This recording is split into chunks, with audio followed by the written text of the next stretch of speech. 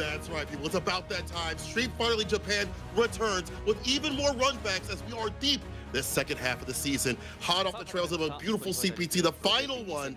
Now people are getting heavily focused on the team-based battles. My name is St. Cole. I'm joined with Vicious, my brother. How you feel about the action we're about to receive? Man, it's going to be a little bit ambiguous as to who's going to be coming in with that fire because of how things turned up in the final premiere for the CPT. As you had mentioned it, right? There have been a lot of cats out here that have been grinding it out on their streams immediately afterwards, really trying to make sure they are sharpened when it comes to Capcom Cup 12, whether it be SFL or whether it even be for their World Warriors coming up, because there's going to be 2 more left.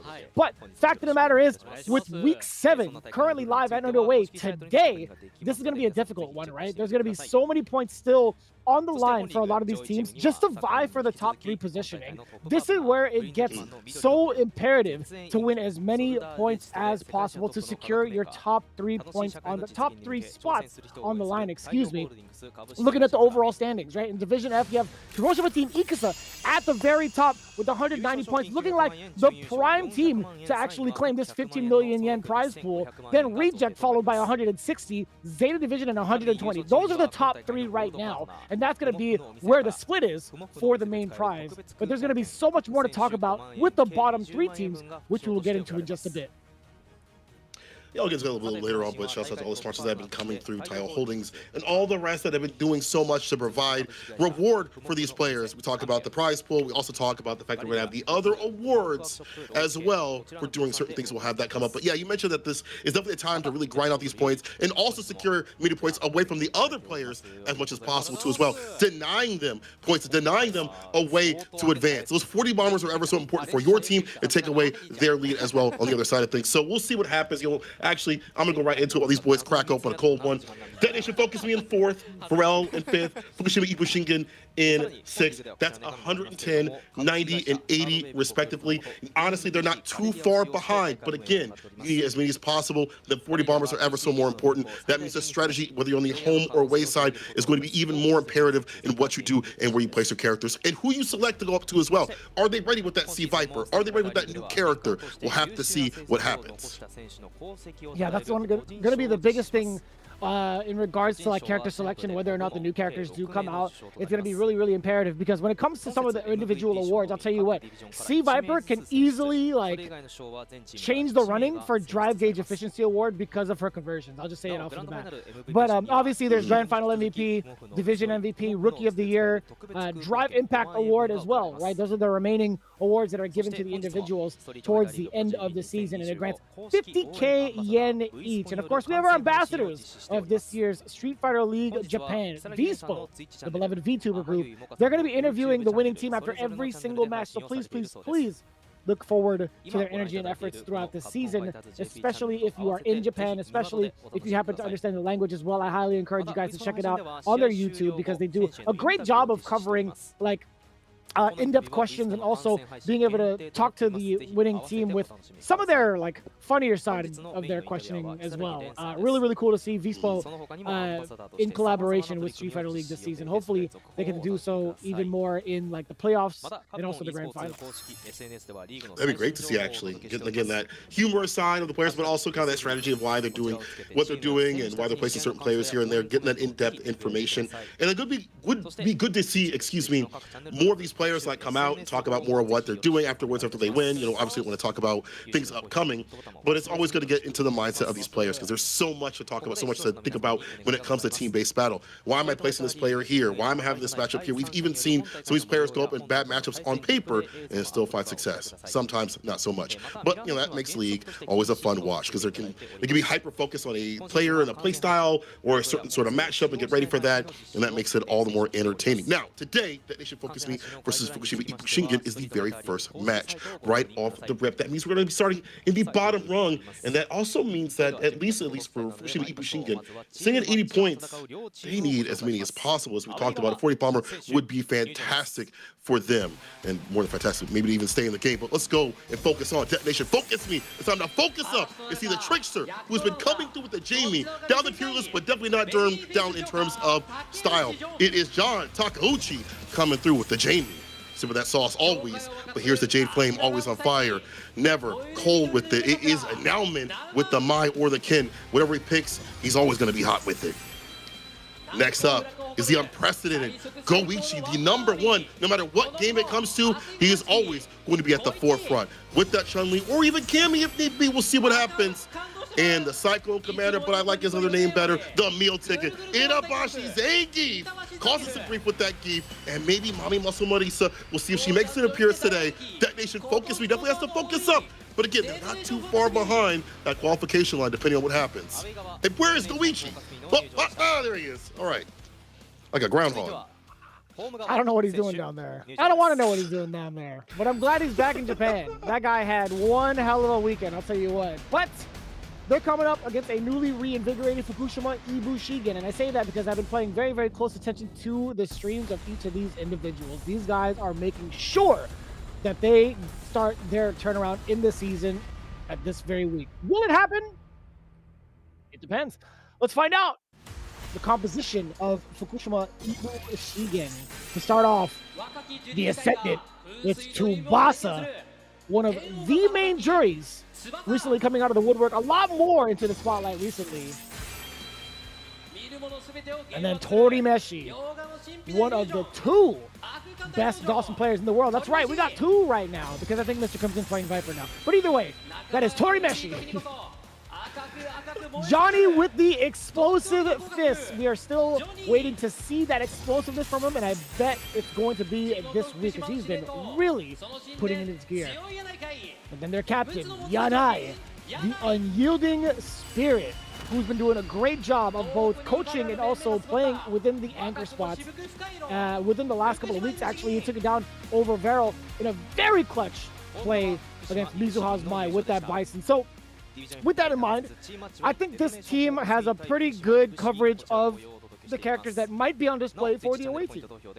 I think you have, I mean, just talking about it, like Dawson, Jury, and Bison right off the bat could be a good call. I think overall you have a good spread in terms of grappler. You have a very powerful character that's like all about that offense, and these can fit very well. The sim against Itabashi Zangief as well, and I think that's why we see Itabashi come up first, because you have that sim. You don't want to put him in the extra position because you have to close things out. Sim versus Geef probably not gonna be fun for the Geef side of things. So send him out at the forefront, and maybe like a first or 2 might be better for him. That's if Torimeshi goes up. We've seen people switch it up and go for something different, but you would mention that these characters are lined up very well against DetonatioN FocusMe, and I think they are, but we'll see what DetonatioN has. They have to come prepared and understand that like this is not going to be a good run for us on paper for a lot of different reasons here and there.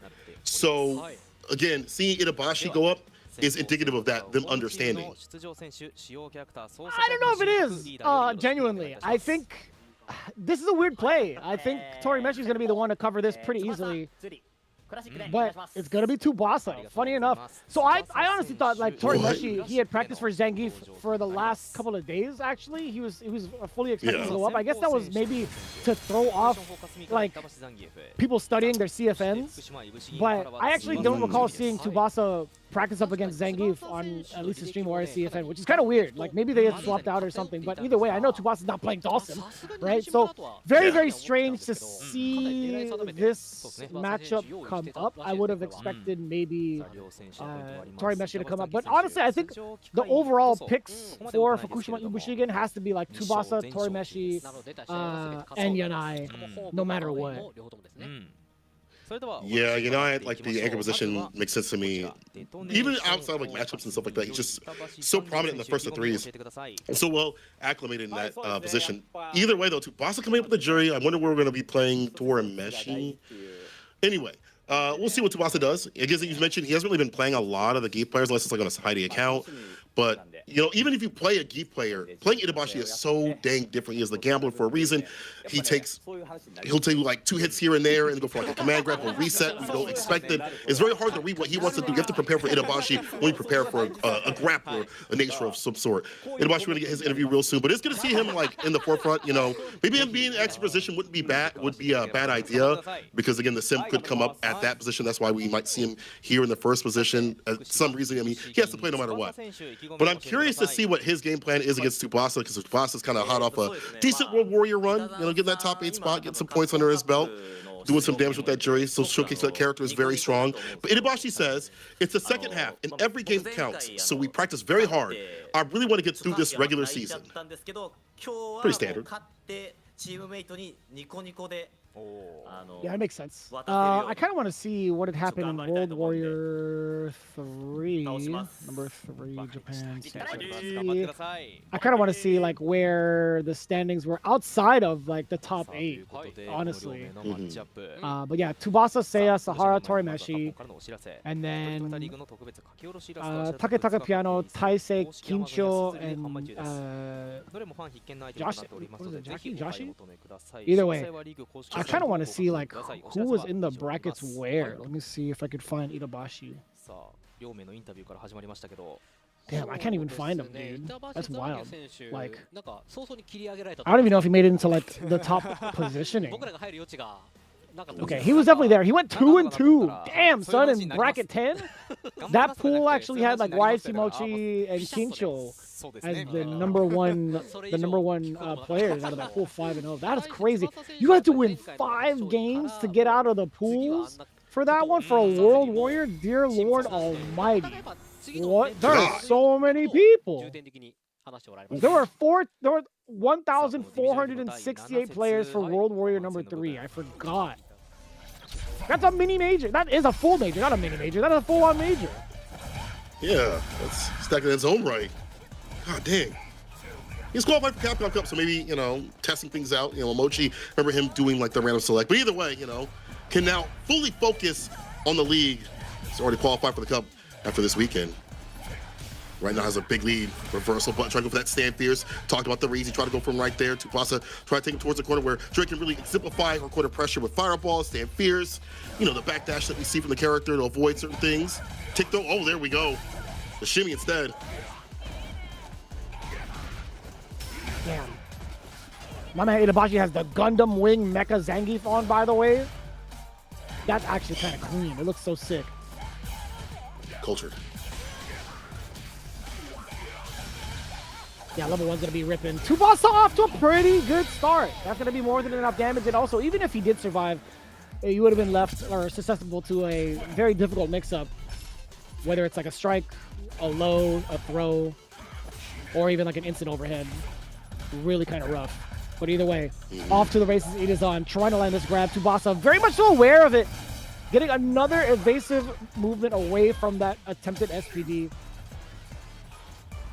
Must be doing a good job of like button press or 2-button press and like backdash or avoiding being in the command grab range at all, and want to take some of these hits off the stand medium because they don't add up to too much.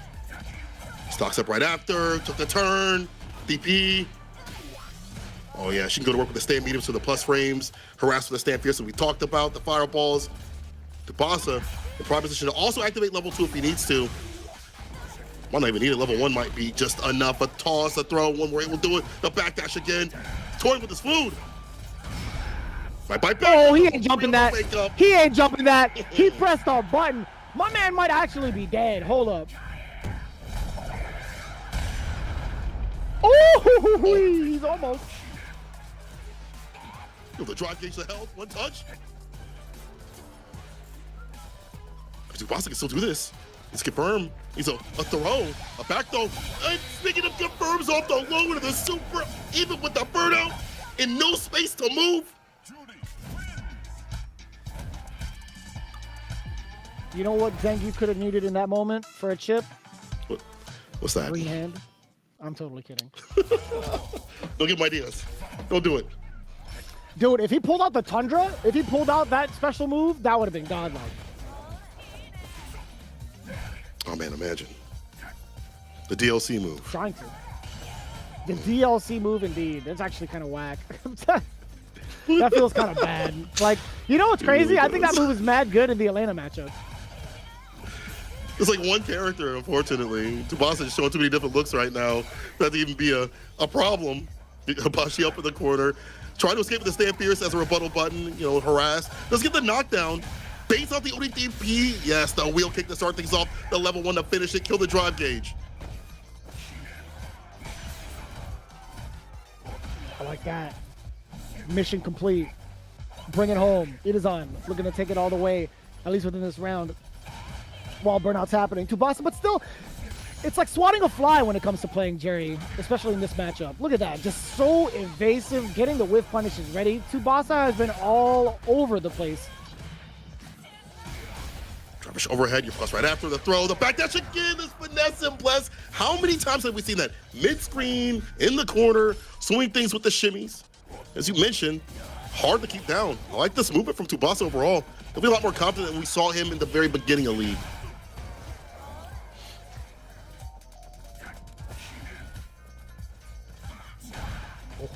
Damn, what a whiff punish. Takes up on the way in. Had to force the guess against Tsubasa. Level 1, actually getting a lot of mileage out of this one. He's been getting so many supers on Itazan successfully. Whether it's in a combo from a whiff punish, whether it's guessing. He's been on the money with it. Yes. All expensive off the drive rush, the DI, but there's not enough hits, brother, on that DI to save you. Not enough health, excuse me. No, not enough Zahn being able to hit that Laureate. Yeah, that's what I mean, my bad. Oh. He got smoked. Who would have thought the big, muscular, spinning man would be able to hit multiple times for that much damage? The kill. Oof. Itabashi being able to backdash SPD. However, wants to get right back in with the DP. Bar built up at the bottom. Just go for like a level 3 conversion when he finds a proper point to kill. The lethal. Ooh. And it's so scary within this range too. Tsubasa is, I don't know, like trying to go to Itazan into pressing like a medium range normal is what it looks like. And then once he's not biting, he just kind of backs away, which is kind of like, it feels ill-advised, but it's working so well for Tsubasa. As long as you got that resource at the bottom, he's chilling. Like he'll take that same medium kick punish counter. Renko kicks out. He's initiating. Want to get close and personal. The fireball. Perfect parry. Try to stand your ground. Oh, the dash up trade. Oh, yeah, the backdash again. Oh, if you would have landed on that crouching medium kick right after, that would have been so sick. That could have been it. The jump in again. Oh, he's got it. He's got hella damage incoming too. Tied up. Itabashi letting the laugh out now. Finally getting to play the game. That's what it feels like. Yeah, honestly, hasn't really been able to interact the way that he'd like to enforce the idea of the mix, to enforce the idea of the gambler that we know him for, but actually getting better about reading the jump-ins, being able to go over the fireballs and things like that, but it was definitely hard fought. You see Tsubasa escaping quite a bit, making it very ambiguous of when he wants to get in and get out. Oh my God. Full frontal headbutt right to the dome piece. Tsubasa tried to land on a fireball with a drop kick with the wall splat, and he's still able to continue on. Itazan, you God.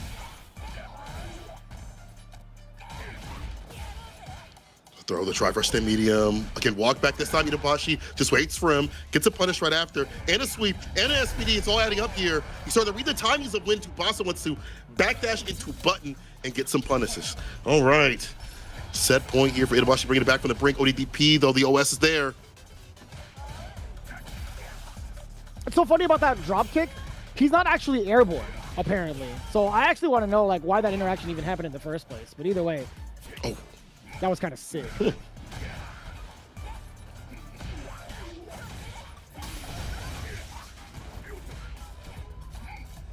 So crouching light kick, SPD. Back to neutral though. He's gonna drive rush to get it right back in. It's a punish. Level 1. Oh, final game, final round. Itabashi reeled back in his seat on that one. He looked pretty upset. Not gonna reach. The backdash, again, level 3, baited. Tsubasa now on the prowl, dash up. Another. Multiple throws over, double the punish counter. Now going and forcing a meaty, excuse me. Now it's burning out the DI, and now right at that, you're making a bunch of cutscene. Oh, you did not just drop that combo. No way. But you had it in the bag. Now you're about to hit up this job application. You're about to hit up this job application if Itazan manages to get multiple SPDs. Oh, not No like this, way. brother. Don't give it to him like that. Okay.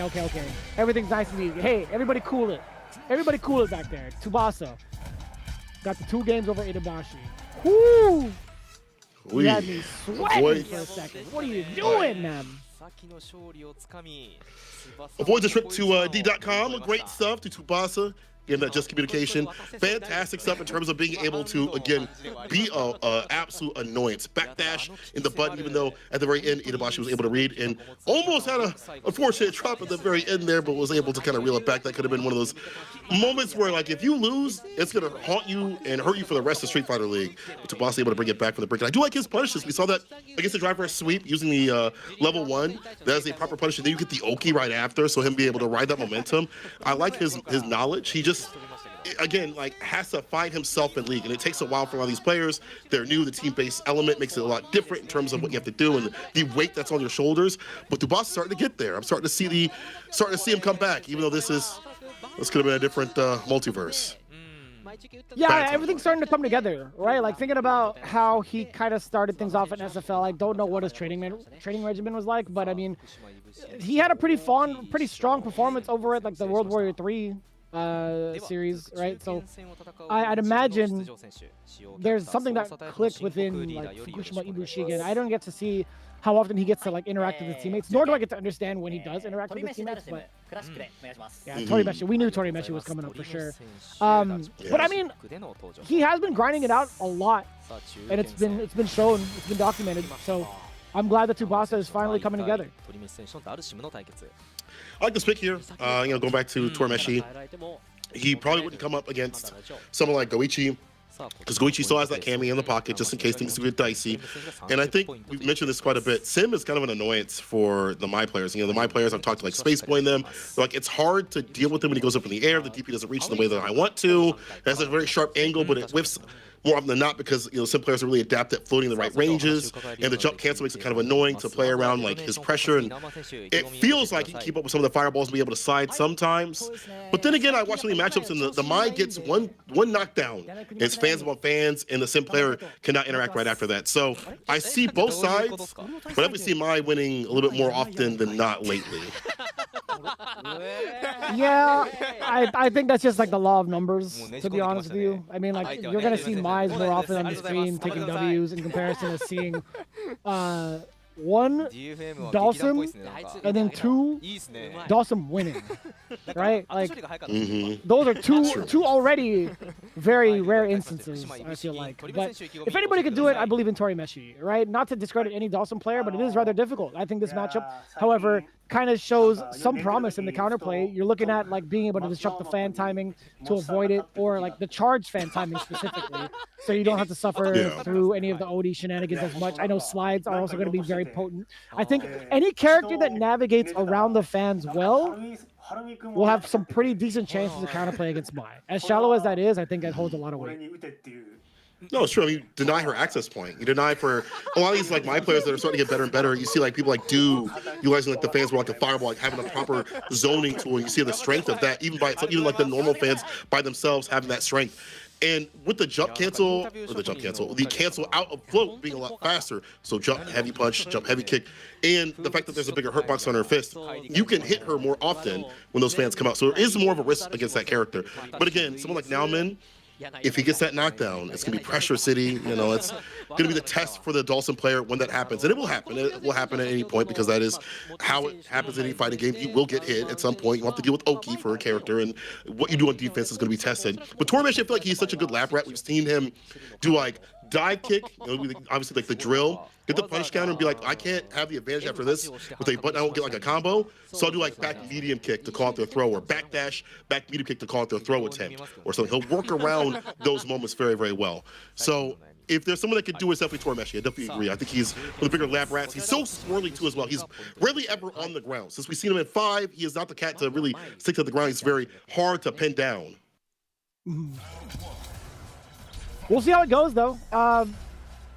What I'm primarily looking forward to is the things you kind of like briefly touched up upon with Torimeshi and when it comes to defense in the corner, right? Like, what are his defensive options? How is he going to be able to counter poke against Mai's presence with the mediums, and even getting out of pressure situations like this, right? This throw can get so much started. And what a time to actually let that crouching jab rock. As you saw, Nauman trying to take a stutter step forward after that crouching jab, did get counter hit midway through in the float. Can't follow up with Ryu Enbu if they're not in a juggle state. Fireball to lock him down, try to go for the shimmy, float up fierce. See Nauman backing off, not trying to contest too much. Uh-oh, the knockdown, the fireball right after. Keep him at that perfect range, trying to initiate, but interrupted. In the counter combo, Oki time, drive rush, he should have converted, but you know what? You have him right where you want to. You've got a ton of drive gates to utilize. Damn near your game to win.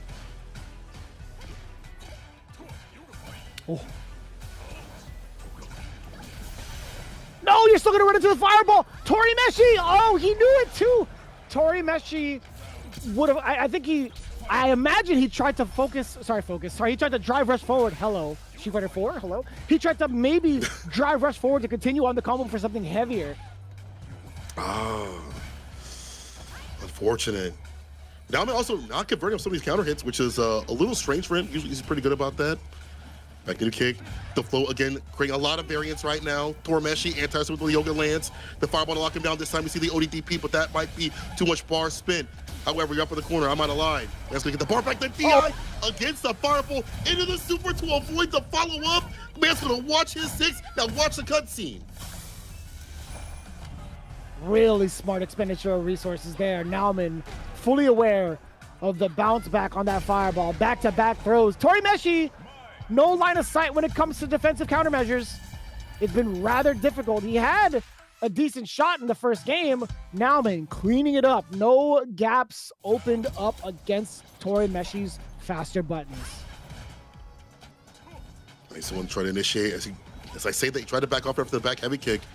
He got back thrown instead. Torimeshi now lock him down with normals. The anti with the back fierce. Yeah, getting that proper range to let that rip trade conversion with the divine kick. The divine toe. No tag. Does tech there at least, able to avoid the throw follow-up, but such a big lead. This is what you want to Sim, to have that lead.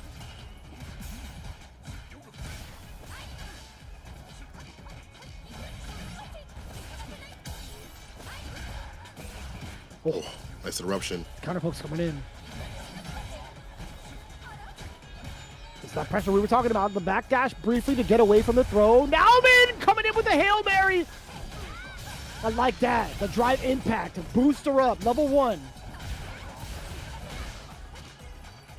With a catch the reset. No back throw attempt here. Gonna get jabbed out instead. Stand fierce. Both that burn out. The dive kick. Take the turn right after. And getting the kill. Torimeshi getting that chip. Bringing it back to the break. Bar at the bottom too as well for him. So it's hard for defense or maybe level 3 for offense, depending on what happens. Ooh, the overhead. Right onto the dome piece. No head protection at all. My man just taking it. Damn, him with a Dougie. It's crazy. OD fireball side switch. We're out of there. Avoids the throw, but you got the objective achieved to avoid the corner scenario, which has been such a big thing for Torimeshi. He'll make sure he interacts immediately to leave the corner no matter what happens. And I like the ideation. Uh-oh, level 2. Cuts right through. You have the enhancement. Oh. Set up for the screen with the down forward throw. Set up for the Yoga Fires a couple of times over. Nauman is forced to take all of it because of the burnout state, but not for long. And the stand jab again.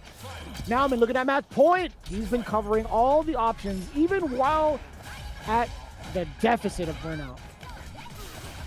What a jumping. Catch the fault right after. Get him up in the corner. Not let a bar utilize at all. Yeah, on the other hand, Nauman's been so good about reading the fireballs and also just being able to be good in scramble scenarios. Finds the overhead. Is this blocked out? Nah, it's an immediate super that's going to be able to hit and give him some distance. Not too bad. Not too bad. The damage there definitely paid off. That could have been for life, by the way. Torimeshi making at least one more right call as many times as he could, actually.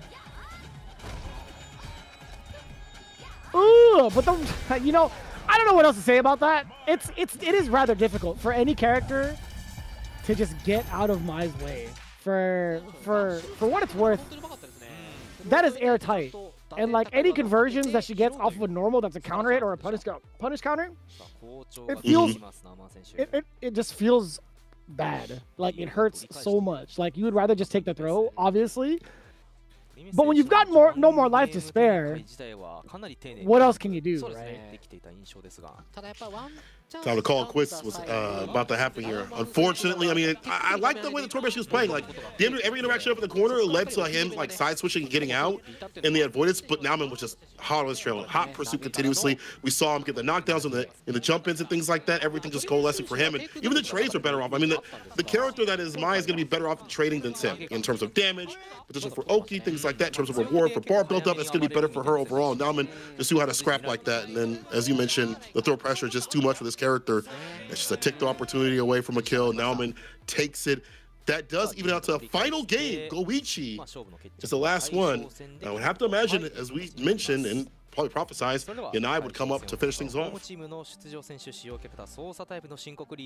They're really trying to be about those points. I don't see any other option. I think Yanai is just too strong. All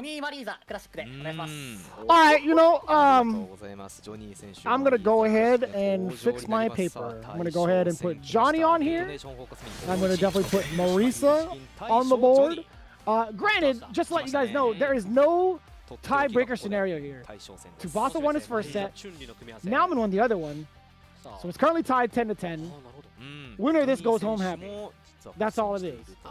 Johnny has not been able to produce a W quite recently, nor for a while. I feel like even in previous seasons.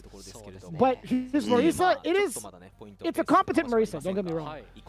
But there's just a tier above him that is just currently dominating his playstyle. And I don't mean character-wise, I mean player-wise. It's just so difficult for Johnny to maneuver around some of the players that have adapted into the meta, and it's hard for characters like Marisa to break out while Johnny's piloting them or while any other player is piloting them. It's rather difficult. I will be very honest. I think there's a lot of like potential with Marisa. It's just it's hard to justify like saying otherwise, though, right? I think she's just potential woman. Yeah. 0 wins, 0 W's or 0 clutch moments, and 7 losses. Maybe not that many, but for Johnny, it definitely feels like it right now, unfortunately for him. And also for the side of DetonatioN, they got Itabashi on their squad, so at bare minimum, they have practice against this matchup. So sending up Johnny is crazy work to me when you literally have Yanai on the board. Is it a matter of something they see in Goichi, a stylistic difference? I don't know. But it's crazy not to send up somebody like Yanai. I feel like Yanai would have been perfect, even if the Kami was picked. All right, let's say the Kami was picked from Goichi. I would rather put my faith in Yanai fighting that matchup than I would, in no offense to Johnny in general, to close things out, you know. And again, that's not indicative of Johnny being a bad player or anything like that, but Yanai has been so strong in first to threes. He's been so clutch. His defense is so good. His reward from defense is so good. So to see Yanai not come up is troubling. It's kind of troubling. I will say, for what it's worth, there are some factors outside of SFL that has Goichi's attention, but now that that's fairly over and done with for now, I think he's got a lot more time to actually like really polish up this Chun-Li. His record these last couple of weeks have not been the brightest, not been the best, right? He faced off against Akira, he fell short 1-3.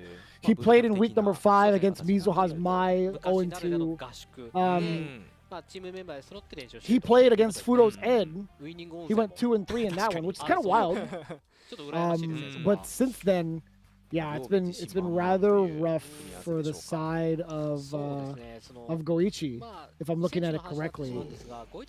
I don't think Goichi. I think both of these cats in the anchor position, they both currently do not have a W. I know there was a little infographic there on the bottom prior to the face-off, but yeah, both anchors now looking to find their first W this season.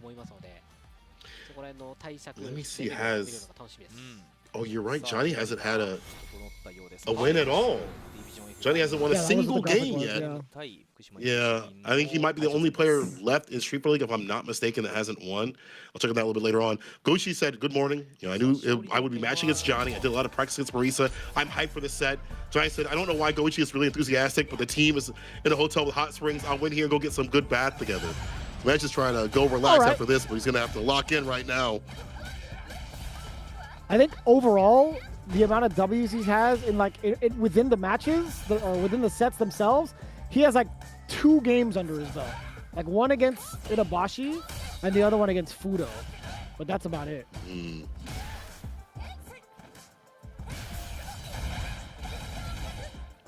I like that bust out. Wait for the stance. Grabs the drive rush with the throw. Fireball's there to push back. Dino's up third. Oh my god. Another one. And fold. Bam. Does he have enough to do it again?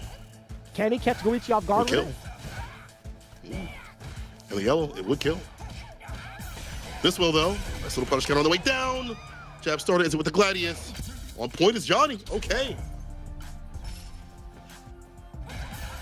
Oh, damn. The roundhouse just clipping Goichi at the right time. Let's see what the pressure's like. Safe jump. The charged heavy.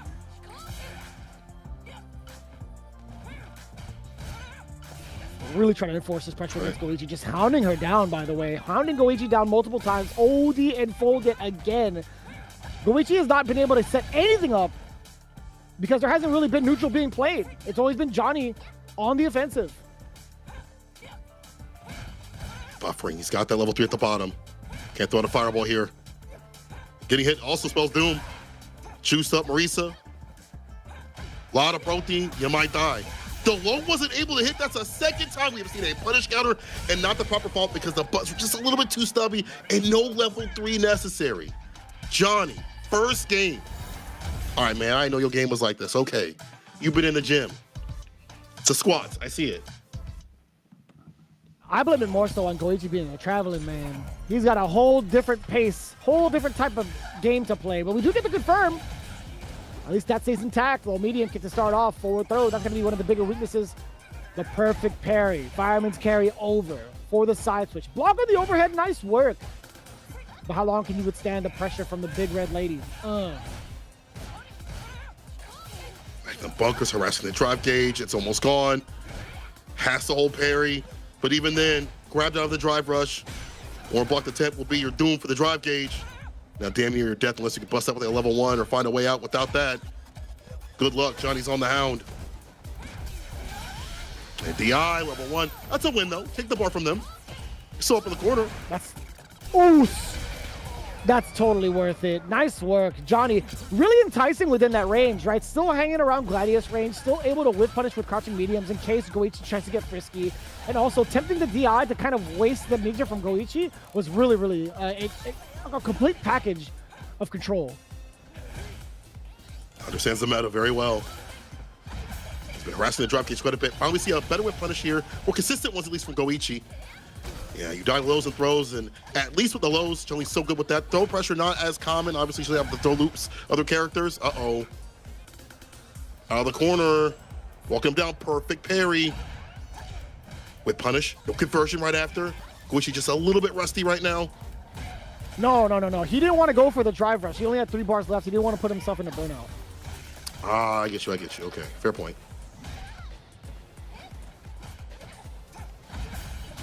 Oh. There he goes. There we go. Now willing to spend the meter where it's worth it. Excellent call out from Goichi.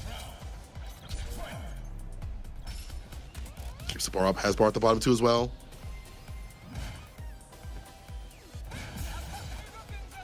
The command grab and fold. Goichi has been getting got by that quite a bit. The stomp, this time blocked out.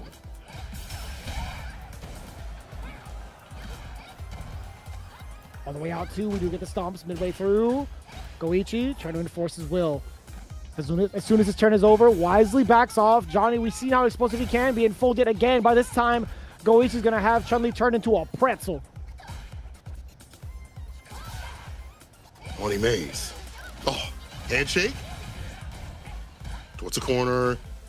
Back right still there with the Oki. The walk back fadeaway. Perfectly done. Johnny could have put him through the plaster wall. Level 3. That Hoto no Ken. Already dead. 2 games. Johnny is cooking this cat. I think the place you're looking for is Auntie Anne's, brother. Oh, what? Yeah, you're right. Whatever it is. Did you say Auntie Maze? What are you, Peter Parker? Listen, with great power comes great responsibility. And this man's got great power with this character, okay? That's crazy. My man said Auntie Maze with the confidence. I was like, brother, you ever had a presser from Auntie Maze? Because I haven't. Come on, man. What is it? 5 in the morning, 2 in the morning, or 4 in the morning? I don't know. Yeah. Either way. So Johnny's got his W. Johnny's got 2 big Ws ahead of himself against Goichi. Pretty impressive. I mean, like, he's been kind of drowning Goichi right out the gate, right? Like, neutral has not really been played. Like, fireball hasn't necessarily been a factor. I feel like the longer reaching normals from Chun-Li hasn't really been a factor. It's been kind of tough. Actually, yeah, it's true. I feel like Johnny's been initiating a lot more in his buttons, even though, you know, maybe not as lengthy as Chun-Li's. He's been so confident in running those, and they've been whip punch here and there, but he's still content to have a high expenditure of crouching medium punch, heavy kick, forward heavy kick, things like that, and obviously the Magnum bunker. He's been also aiming for the drive gauge too as well, and I like that he is understanding the things that you should be doing in Street Fighter 6. However, like Goichi, we don't see the damage access, we don't see like the mix from Chun-Li off these knockdowns, you know, the lows and the pressure that could come through from like lows and throws and stuff like that. As you mentioned, the fireballs, forward heavy kick also is a good advancement tool. Obviously, Crouch Fierce got perfect parried on Wake Up, but that's a tool we also see the neutral to collect against like other buttons, or if they try to tech parry, it's really hard to difficult to deal with. So Crouch Fierce also should be utilized more in this. I feel like that is also a button we see from a lot of Chun-Li players. So it's not the typical Goichi that we see. We're going to see something soon because Johnny about to get his first victory. He's on the verge of getting that first W. About to be a massive one. I think it would be a huge boost in his confidence. I think coming away with 30 points, if it happens, gets you at least at 110. It doesn't even let you leapfrog over DetonatioN because they have at least 10 points. But I think the long-term Johnny would be very much so prepared for any other matchup. If his homework, if the homework that he did towards Goichi is working out this well, then he has the right formula to break down any other character, any other player. But right now, it's Goichi starting that engine, getting the first strike. But it's Johnny actually hopping right over Chun-Li, committed to the throw is Goichi. Maybe you see him leaving the corner. There's the fireball. There's the air right there. Nice and close to the drive rush. Spends that ODP, but again, Johnny willing to take that resource, take that hit, to take the resource, gets the pickup. The Gladius towards the corner. Drive rush stand fierce. Packs the throw, but not more much you could give right now. At this point, waking up level 1 isn't even worth it. Johnny with the pop off. He knows he's riding that momentum. He's on set point. Oh, the phalanx getting interrupted mid-air. Goichi with the conversion. The overhead does get successfully blocked. And I love Johnny immediately taking his turns after that stand jab within that range. So good. Okay, more of the lows off the drive rush.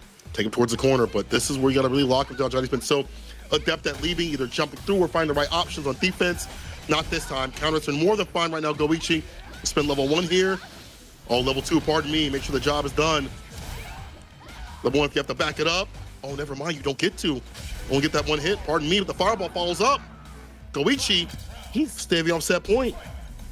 Yeah, he 100% wasn't going to spend that level 1 regardless. Like, he had such a life lead against Johnny, there was no way he was going to even want to, like, think about wasting that resource. It is rather scary if Johnny does happen to get a comeback, right, with like level 3s, but saving it for the next round, obviously. Goichi currently doing a much better job in the previous 2 games, keeping his distance, now allowing the fireballs to kind of, like, deter Johnny from moving forward just a bit. The anti-air is there. Big Johnny, what you got for him? Out of there is Goichi off of the corner.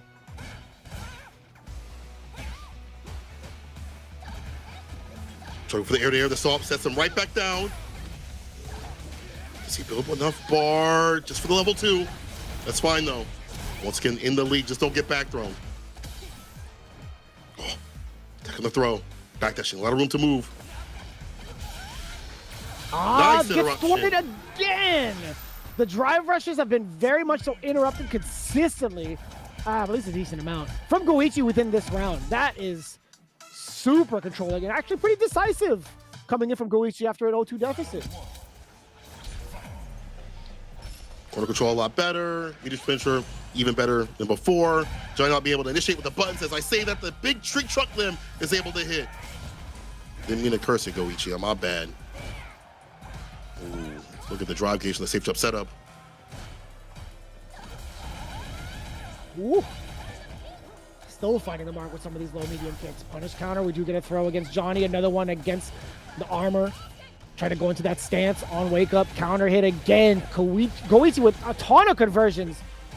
Back to back to back. Way more active. Let's get the lead. Delay back throw, not going to happen at all. It's a reversal button again. Goichi still good about stopping something. The approach now a lot more locked in and a lot more initiation on his side of things to get the lead and try to keep it there. Catches the whip punish though. Trying to go take him towards the corner. The combo. Yo, the drive gauge right after. As you block that out, feels like it's the wrong option. Stomp, side switch. Blocks it out right after though. And fold. Slowly gaining that drive gauge back. Goichi within a range to let the fireballs do a little bit of the talking. Armored through. You saw Goichi follow up. He actually got clashed into the follow up. Perfect parry. Try to get the jump in. Goichi just too far out. Oh, the crouch with a kick just too far for the Gladius to hit. The Tensho anti-airs. Plus Ramp City with the bows. Oh, the pushback. Not enough to kill. One more hit will though.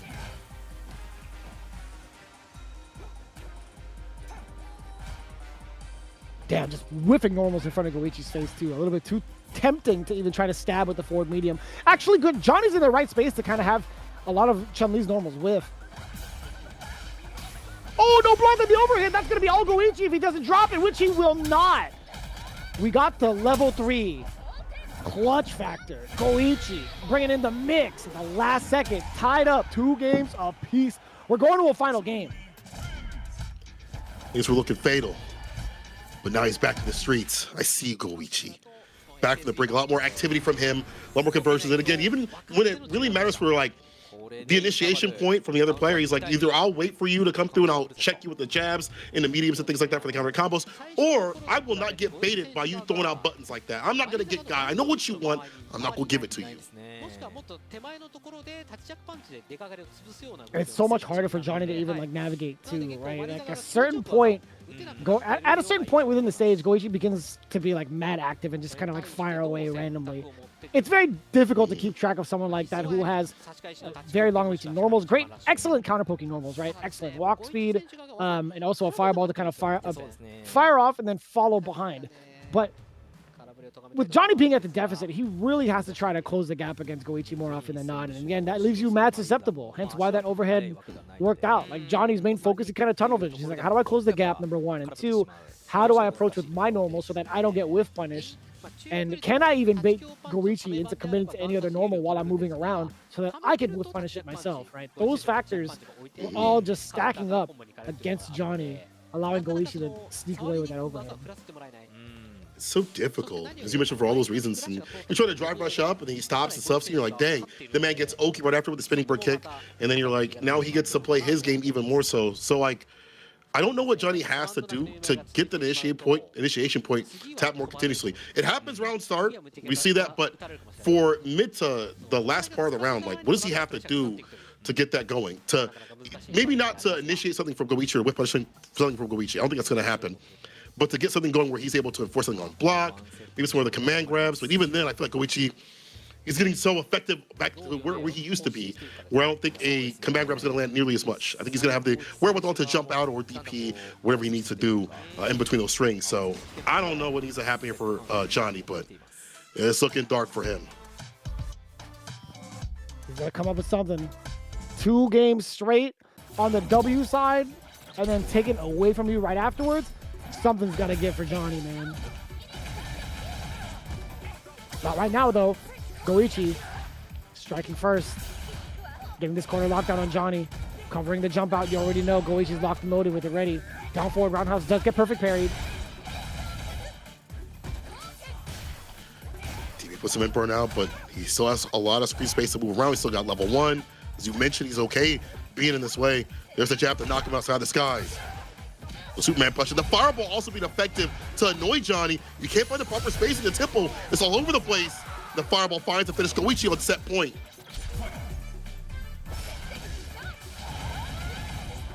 It's rather difficult right now. Goichi on the prowl yet again. The offensive pressure a little bit too much. Doesn't get to interact with Johnny in the air. That was a very quick time normal. Target combo Demakaris, sit him down. Need to get the tick throw. Dash on up there, charging the Fierce. Again, Goichi, how do you get out of the corner? Johnny be able to track him down mid-air. OD Tensho to get out of that pressure. Back throw for Goichi, so much more real estate to check out these fireballs. Dash up ambiguously, or get your pressure for the overhead. Level 3, it's not going to be enough. This is going to be the final moments between these two. Oh, I lied to you. I lied to you. Oh, damn, there was no scaling involved. Marisa, where did your health go? What the hell was that? What? She has 10.5. She's supposed to be a mommy muscle Marisa. What? She has 10.5 health. How did that even happen? What? Even the players were They're shocked. like, You no saw them, they were like, scaling. what? Like, dang. Okay, Goichi. What the hell was that? Well calculated. Dang. I had to watch that back. That is actually insane. That was straight crouching heavy punch after the overhead, just right away, right? That is nuts. Damn, son. You know, Wow. Johnny has it rough. I gotta see that again. We're definitely gonna get the replay again, but yeah, Johnny just felt like it was so much more control. I think it was more so because Goichi didn't really have like the data on like how Marisa was moving so far, or at least in those first couple of rounds. But finally caught up to Johnny's tendencies. That's what it felt like, at least. No, you're right. 100%. All right, I want to see this. I want to see this. Overhead, stay medium. Crouch Fierce. Not until later.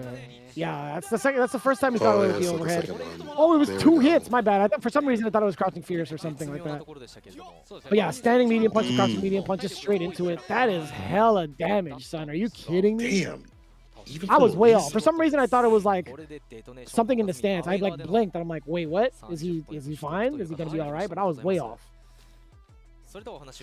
Either way, though, you know, big ups to Goichi to bring it back for the break. He was kind of getting destroyed, but it's heartbreaking for Johnny to not be able to have that win. And he was so close to doing so, but the tendencies. There was a moment where you saw Johnny trying to charge up with the heavies, because you can kind of do that with the character, and still get got with the stand jab. That's how locked in Goichi was and prepared for those moments to happen, and make reward from that too as well. Again, getting the counter hits into Oki and the side switches, bit of defense, not allowing Johnny to initiate the way he wanted to, how he did prior. So that is a win for Goichi and a win for DetonatioN FocusMe. Well done for them. Again, I have to wonder if Yanai would have went up, if things would have been different, but maybe not, because Goichi was definitely looking a lot closer to how he usually does at the very end. So, woulda, coulda, shoulda. DetonatioN FocusMe takes 30 to 10 against FUKUSHIMA IBUSHIGIN. Yeah, I mean, like a big W here is probably one of the few things on his mind. I mean, that man just walked away with like a pretty huge prize purse, if you ask me. I gotta find this guy and be like, hey, Goichi, it's time to call you out on that dinner you talked about way back when last year. So let's run it. Either way, very exciting times for Goichi and very exciting times for DetonatioN FocusMe. Like, looking at what is John doing? Is he doing his joke again because he didn't get to play? Okay. Got it. Whatever he says. Sure, bro. Itabashi's over it. Nauman's over it. Goichi's just dumbfounded. I don't know. Anyways, that's what What is going on? He's so over it, bro. He's so over it, man. I don't think I've ever seen that face on Itabashi in my life. Oh my god, dude. Mimicking Itazan playing Mahjong. I see. Oh, okay. I understand. That's why Itabashi feel the type of way. Okay. Anyway. Yeah, there was a little joke, even though he was in the extra, yeah. He was like, I was going for the extra. Can I do my joke now? Then he did his little joke. So, John Takuchi, again, mentioned he didn't play, but it's good seeing him find himself with the character that he wants to play, enjoys playing. And even though it was weaker than Rashid on paper, he is making the magic happen with the character regardless. Like, Jamie's a very hard character to play. We've seen it time and time again, getting the drinks up. We talked about it so much. But he's been doing really good work with that character, and switching over has been pretty effective for him. So we'll see if he pops up in the next match. We're getting Itabashi's words. I have to imagine Itabashi being on the team once again. We don't have that Marisa matchup knowledge at very base minimum, because there's not that many left. even Manon, you know, also another character we don't get to see that much of. There are some that you don't get to find and rank there at high level. You have to find certain people. Having someone on your team to fight that character is going to be a huge benefit. Even if the person plays differently, at least you have a baseline strategy on how to fight her. Yeah, it makes a lot of sense. I mean, you kind of prefaced it before about like having that training partner with Itabashi. And also, I just think like the capacity for understanding like player tendencies in Goichi is much like at a much higher level than Johnny's, right? I think 3 out of 5, a 3 out of 5 setting is like going to be much more potent in the hands of Goichi than it was against Johnny's Marisa. That's a good point. I mean, as we play so many games and be able to be solid in so many games too as well at high level, you're definitely right. The experience is definitely there. Itabashi says, I unfortunately lost, but Naoma did a great job. Goichi's fundamentals. Such a great player. Thank you, Goichi. You're so beautiful. All right. What a good choice of words. I like that. You know, you do you. I respect it. I think that was beautiful gameplay. I think he picked a very beautiful character. Maybe he's gonna treat Goichi different because of how much he came back home with. I'll tell you what. Now they might just be best friends afterwards. Who knows? I'm totally kidding. I'm actually totally kidding. Either way, I was hoping Ida-san would have come back with like a joke impersonating Johnny Tak, but I was assuming that was what was happening, but that wasn't the case. Nauman, he says, I can praise myself for today's result. I can feel the practice really in my play. I was going to play Kid if I lost, so mine was really playable with relaxed heart. That's also another thing. Again, we mentioned that it's so hard for FUKUSHIMA IBUSHIGIN to counterpick and counterplay in a lot of these instances. Nauman having the Kin on his side just in case things went dicey with the Sim. We've seen how, you know, the Chilean boys were able to play with Kin versus Sim. We've seen that matchup time and time again, how it can be really difficult for Sim to gain ground when it's lost and how Dragon Lash can operate. We've seen it in League too as well. So like, again, FUKUSHIMA IBUSHIGIN just not having the best day on paper or even in the matches. And Goichi says, I was reading Johnny would be coming because I was losing in recent competitions and Ida-san played Marisa and let me practice. It's all thanks to Ida-san. As we said, it's pretty obvious. Get the matchup knowledge there and the practice there. Pretty strong overall presence coming in from DetonatioN FocusMe when it comes to like their veteran prowess. We have like Itabashi and Goichi being able to guide a lot of the other players too in their team. I mean, Nauman and John Takeuchi pretty much earned their rights of being veterans themselves. I mean, obviously Nauman, Evo champ, Johnny Tak, still very fluid and strong when it comes to like character transitions between like Rashid into Jamie, etc. He has a firm understanding of what needs to be done in regards to getting these Ws, which he has been lately, right? He's really coming to his own by picking up this character. Same with Nauman coming in with Mai. I'm so glad that he finally found a character that he could vibe with and gel with, because that was a very dominating 2 games against the only other Dawson he could possibly practice up against, right? So I like that. Yeah. DetonatioN FocusMe, 30 points up. They at least hop over ZETA division by 10 points. 20 points, excuse me. But we'll see how far that goes, considering ZETA division has to play in their matchup, in the marquee matchup, we should say, against VARREL, as we see it on the bottom. But it's not to skip over match number 2, which is going to be coming up your way. HIROSHIMA Team Ikusa versus Reject. Of course, that's going to be one hell of a banger. HIROSHIMA currently at the top of the leaderboards with 190. Reject with 160, pretty much right behind them. But even if they do manage to get a 30 bomber, I don't know what the actual differential is between the two. But since I would imagine, looking at stage 2, considering Reject has beaten HIROSHIMA Team Ikusa the first exchange, if they do it again and they tie in points, I think they would leap over them for first place. Definitely a not do or die, but definitely want to be that top spot. A very important match coming up. And Reject, you know, that was a team that people pointed out to be at the top spot in terms of taking Street Fighter League. Well, they're not there. We're not there just yet. Well, we're there right now for Street Fighter League, and we've been supported by the likes of Galeria. As you have been playing on when you were over in Japan, as many of the players have been, it's good to have a place to play on and know that your Street Fighter 6 is going to run properly. So, shouts out to them. If they have some stuff overseas, I'd love to get my hands on it or test it out when I go to Japan. But either way, they've been supporting the scene for a long time. So, it's good to see that we have PC sponsors that are helping out when it comes to fighting games and really understanding the magic that is out here. And they've been doing a phenomenal job, again, being able to showcase as many players as possible with their machinery. Hopefully we get to see them even further on like some of like the bigger stages going forward for years to come. But also, speaking of this current year, the 2025 season's official partner, Suzuki, they've been doing a fantastic job actually showcasing that beautifully done jury custom designed bike over at a multitude of different events. I mean, obviously we've seen them at Evo, we've seen them at Capcom Cup.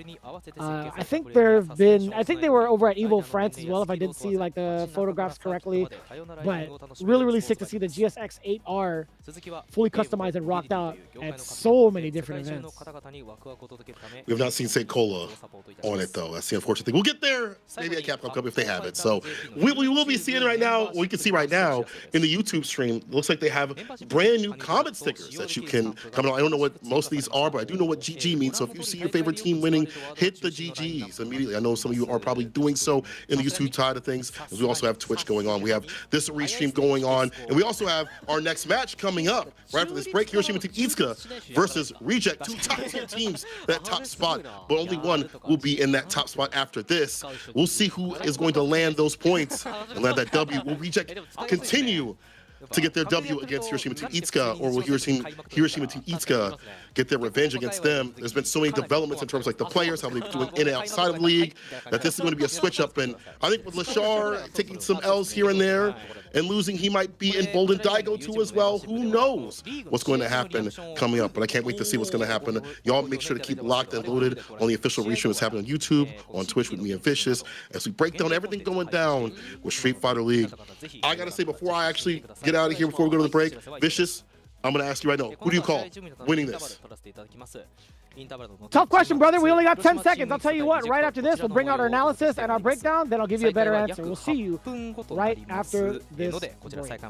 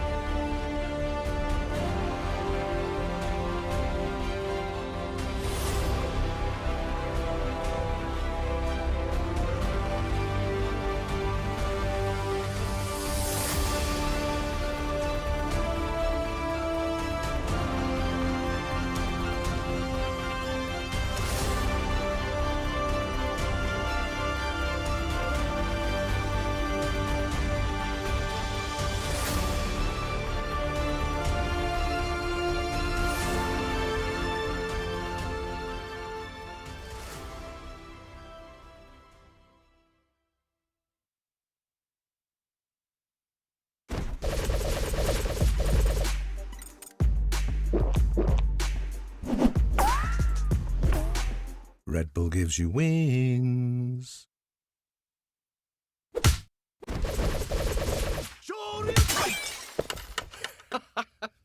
Red Bull gives you wings.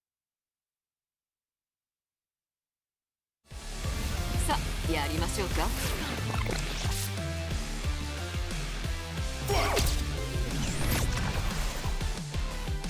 いい？これで。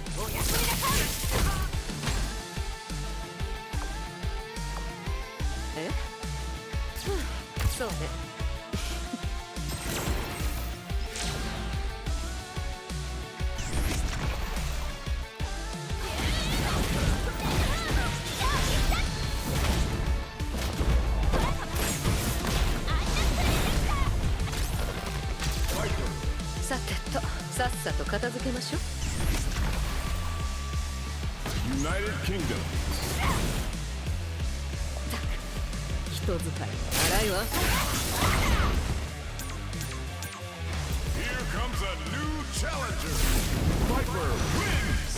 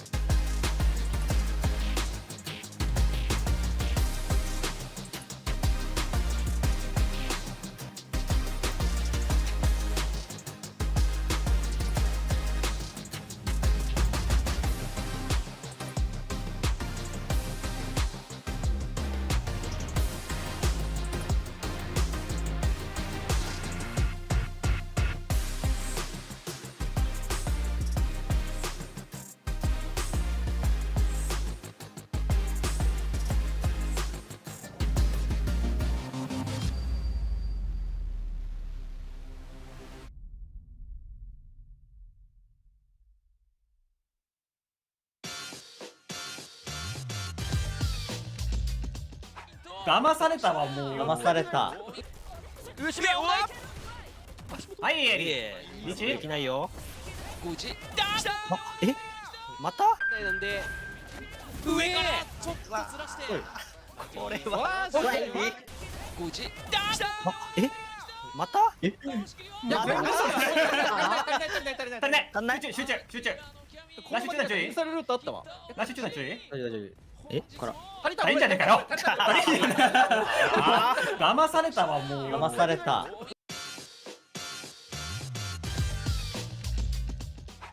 なんか舐められてるみてえだな。久しぶりに切れちまったよ。屋上へ行こうぜ。もう前から孫リスナーで戦い方とか全部分かってるんで。選択ですね。さあ大ヒー取っているぞ。もうまく崩して一いやいや止めている。まあ、これはバーンとしてしまったがどうだ。何やってんの？おお、すごいところだ。孫さんややりますからね。これは使いにくい状況。孫とぬいやばい。小沢れよく繋いだ。台が入って次の台にも降りれる。しかし OD 転戦にそれマジ。孫さんのこと知ってんだからこっちは。刻んでもう一丁投げ流れがいい。さあ孫これを跳ね返せるか。おーい。ミミスないで俺みたいに。伸ばしてさあコンボミスはないよっしゃー。ナイス。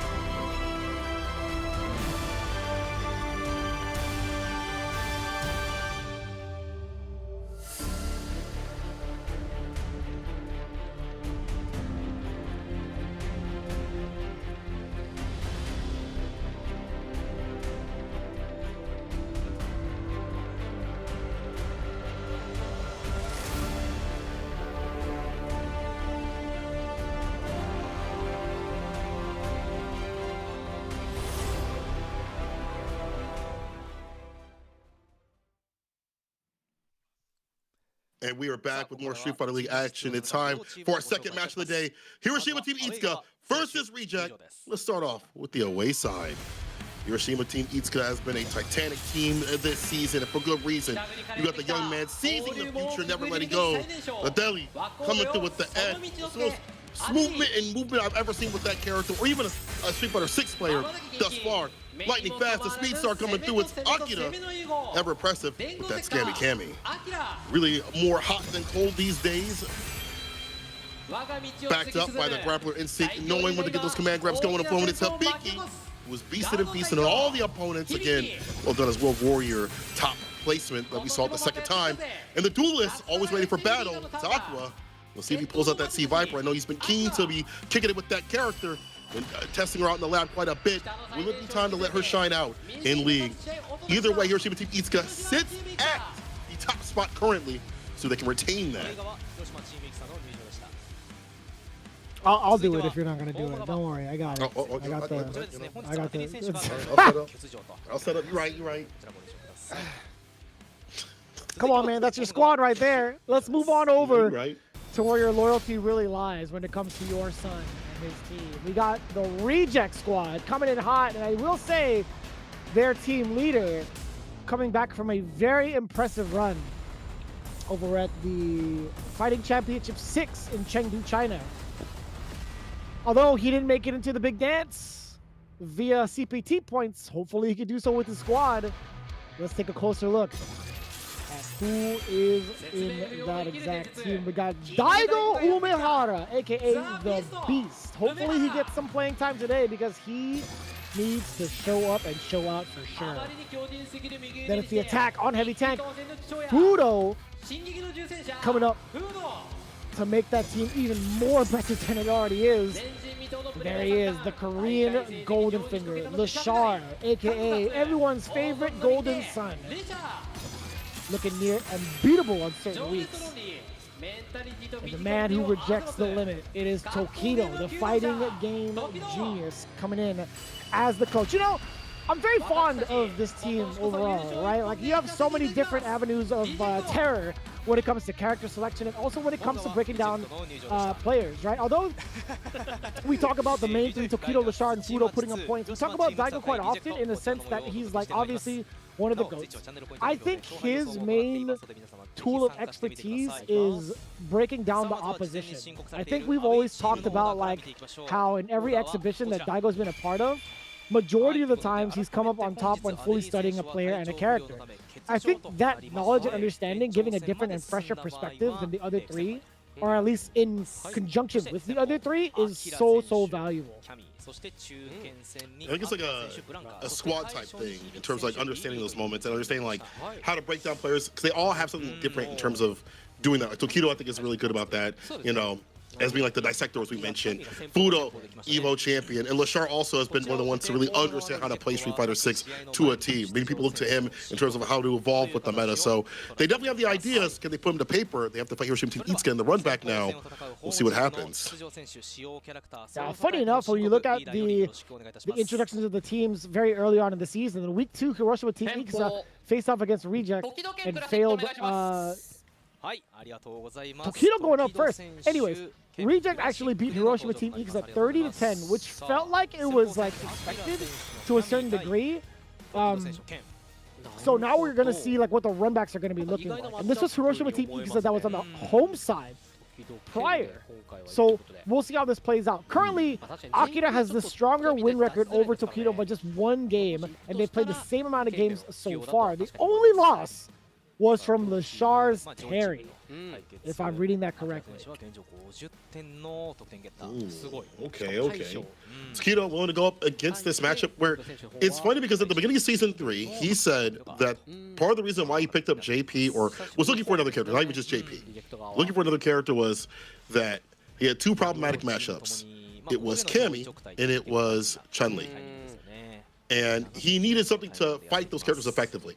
Now, months later, he is willing to run up the Ken and Cammy matchup. Obviously, JP, Cammy, not that fun for JP, so I'm not sure why he landed on JP either way, if he was just like, you know, level 2 is just so strong. But regardless, he's still kicking with the Ken in this matchup. I will say, though, no matter what happens on paper or how he believes it goes, he is really effective in this matchup. I feel like every time I watch him play a Cammy, no matter what season it is, he knows what to do. He uses like proper pokes with stand light kick. He knows when to press crouching medium punch at the proper ranges and things like that. He knows how to bait out the dive kicks when need be. I feel like he's usually pretty well adapted to fight most Cammy players. I kind of want to agree to that. I think the main concern is like, has he adapted towards like Akira's speed, right? Will he be able to adapt towards Akira's speed? He fought off against Mizuha in week 3 against VARREL. He lost to him as Ken 0-2. I want to see what his record was over at the Chengdu Premier as well. Let me see. I know I covered the top 8. I didn't actually get to. I can't recall exactly what the brackets look like all the way through. But either way, I'm actually kind of curious to see if like Tokido will be able to contest against the speed of Akira. You're right. That's a different player than other Cammy players. I mean, they all have their different things. You know, Mizuha is really obstinate, but the speed that Akira plays at with such succession in terms of what he does, like he's able to land more ODDPs on wake-ups and things like that, land more hooligans than most other players, surprise more people while keeping up that tempo. That's really hard to lock into. If you can't ride with him, you die to the side against him. That's just how it goes with Akira. He's been, again, more hot than cold. Remember the previous seasons, you didn't know which Akira you would get that day. And now, these days, it feels like he is way more on point. Akira says, I wasn't expecting Tokido to come, but I have a good result against him in Street Fighter League. I'm a former teammate. Both of us know each other a lot. So I'm nervous right now. Huh. Let me take a look at that exactly. Weird. Yeah. Maybe he has a good result against Tokido in general, because the last time they played each other in the anchor spot. Actually, no. Akira never played against Tokido just yet, which is interesting to say. Maybe he means like he has a better record than Tokido in general. Like he has a better win record over Tokido in terms of like general standings or general points, perhaps. I don't know if there was like a something missed in translation on that one, but as of right now, this is the first time they're encountering each other in Street Fighter League for this season specifically.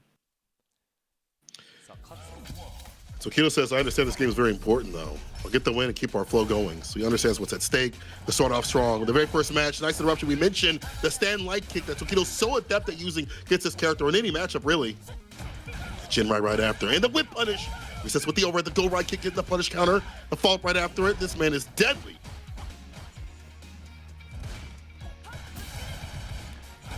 Oh, we do get the punish. Tokido gonna be wasting out the rest of his drive gauge. Akira getting punished severely at level 1. Rather quick, by the way, in favor of Tokido, looking rather sharp. Wow. Cross got DP. Lost up the OD. He knows the tendencies. He's played this cap before. Only DP, but that might be a benefit right there to Tokido. Waste the drive gauge. Go ahead, do that. Let that rip.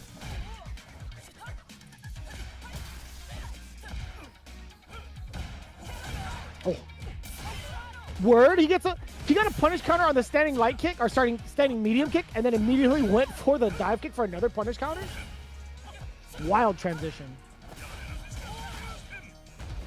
Hands to the cookie jar. Baits out the ODDP. That was well baited. He's done that for days. Shipujin Rai. Close to burnout. Gets a cross up for the burnout. It's smart too, evading the chances of using maybe like an OD uppercut from the side of Akira. Just securing that burnout is everything. Now it puts Akira on the brakes, right? Susceptible to that Dragon Lash and susceptible to the rest of that chip sequence, right? Akira, it was really up to him to sense what kind of approach Tokido was going to take to ensure that chip happened. Tokido has played him. He's been on the same team. He understands how fast and furious Akira can be. He knows how to hold the brakes. Even though Akira has been better about doing so in terms of creating ambiguity when he's coming through on the offense. Skill's been making the proper reason, even right there. Dropping with the crouching medium kick. Able to catch him. We're staying with the go right kick this time. Akira blocks it out. Try fresh for the throw. Oh. Anti-air, of course. Just in time for the punish counter on the whiff parry. OD uppercut coming from Tokido. Not shy about using his leader just yet. Kind of enticing for Akira to go. Oh, what a whiff punish. Oh, and hitting that fist. No, that's going to be blocked. Nice and easy. Tokido with the punish yet again. Akira looking a little stressed out, right? A lot of his wake-up options have been nullified and severely punished. And opening Gamitsu as well, like going for like dive kicks and things like that. Some of them have been hitting, but not to the succession that he would like to have. Continue that pressure. Tokido's just been so good about sniffing out the caps, be able to avoid certain scenarios and be in the proper range as he gets a preemptive stand medium kick. The bust out is there from Akira. Going the drive gauge, the crouching medium punch just too short. Tokido knew it too as well. He was able to whip punish, toe tap at the level 3. Give me that drive gauge. Scrape the ground. Oh yeah, this is looking real bad right now. We do find ourselves the wake up level 1 coming in from Akira, staving off that pressure from Tokido, and now with that spin knuckle, not going to be much of it actually. Oh, the uppercut to punish the Jinrai, puts himself into burnout. Now he has to face the wrath of the Jinrais and also back-to-back trades. Tokido on the way over, sneaks in the drive impact. Akira reeling back in pain, tried to get some sort of buffer. You saw him go like slightly airborne off of that, but it wasn't going to be enough to stop that action from coming out. That level 1 would have been more than enough actually to interrupt Tokido. But today was just Tokido's day, looking rather confident. Very much so. Again, that stand line kick is really good in stopping what Akira wants to do. He's buffering the crouching medium punch if need be behind it, taking trades, putting him in burnout. And he was like, I'll hit these Jinrais. This has been a thing forever. Because if you hit that ODDP, you're spinning drive gauge, and I'm fine with that. That's a win for me. You're close to burnout or going into burnout for that. And then from there, Ken can run his game plan. If there is a player to watch and how to play Ken, that this character is so relevant, it's going to be Tokido. And we see it right here. Doing the dissection in terms of what the player needs to do, being able to pop out damage when need be, the baits as well. Akira just not in the form. And again, it's a matter of I know his speed. I know how he plays. I know what he wants to do to initiate. Tokido had all that studied up. Yeah, it really did feel that way, honestly. Just looking at the way that Tokido was navigating against the matchup of Akira. I guess it was very weird for me to say if Tokido can keep up with the pace of Akira, considering they are both teammates. I think that's something that Tokido had in the back of his mind the entire time prior to even coming into this matchup. So it makes sense that he would put himself up forward. Who's coming up for the middle spot? ちょっと一回確認していいですか。もちろんです。 He needs a little bit of a timeout. Give him a minute. He looked right at Lashar. He's like, hey, do you actually want to do this? They don't even have the order ready. You're doing it off the rip. My man was like, hey, are you sure you want this one? He wasn't even sure himself. He's like, wait, what did we agree upon? It was you, right? Hold on. Let me double check my notes here. That was actually pretty funny. Yo, Lashar was like, wait, me? What, me? He was like staring at the screen like, I'll wait for somebody else to go. Usually we do see him in the anchor position, but it looks like Lashar's going to come up to bat immediately and not going to go and fight Hibiki, which is kind of strange, I feel like, because I feel like he'd do good against Lily. But, you know, regardless, we have Lashar go up. Off a loss in a mirror match, you know that's affected him. It's got him a little upset and more informed to be better out here. But I am surprised, though, on the reverse of things, Aqua not playing C-Fiber, maybe not thinking that the character's ready enough. You are fighting someone like Lashar, Daigo, Fudo, so I kind of get it. But damn, I was really hoping to see that Viper, I'm not going to lie. And maybe it could happen, but I think we might just be sticking with the Blanca, though. Probably 95%. Understandably so. I think most people would be in like the same line of thinking as you are. I know for sure I would be. With how often he's been streaming that character, I would have definitely loved to see him showcase like the character that kind of like really put him on the map for at least Street Fighter 4's era. Yeah. Woulda, coulda, shoulda. However, you know, I watched MinoRD play this matchup recently against some of the Ed players, and he uses like the knee bombs a lot.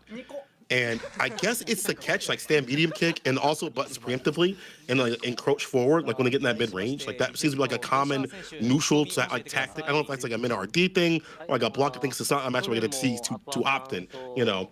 And I'm also imagining like the aerial approach can be kind of wily sometimes because of slower anti-airs that can be presented from Ed. So maybe those are problematic points on that side of things. But Ed's neutral is just so good though. On the ground, you whip a crouching fierce, a crouching medium punch.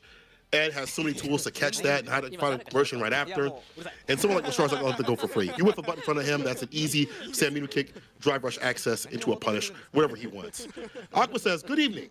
Unfortunately, Adele is not able to play today. He's absent. Either way, I'm losing to Lashar in Street Fighter League last season and in competitions this year, so I do my best to get revenge. I mean, hopefully we get to see that. I mean, it may not have been to the best start, honestly, but that one's kind of difficult to call between like Akira and Tokido. I don't know. Like, I think Lashar has had a ton of practice against the Blanca matchup outside of like Street Fighter League, right? I think he's played off against Minard like a handful of times, even in practice. You even see it from like the B-roll footage coming in from like Minard's documentary of how often he would go up to the hotel or at least invite Lashar over to practice. So kind of tough to call to see what Aqua can bring differently to the matchup specifically. Gets a turn, Lashar takes it right back, gets a knockdown, kill rush in, we keep that drive gauge as much as possible. Nice call in the flicker. The jump in the slide applied. With DP for the reversal, Lashar pushing him back and baits out the slide on the other side of things. Okay. Oh, the back step connects us, damn fierce. Oh my God. Jesus, Reject is looking so damn strong right now. From all fronts, every single round seems to be just so convincing.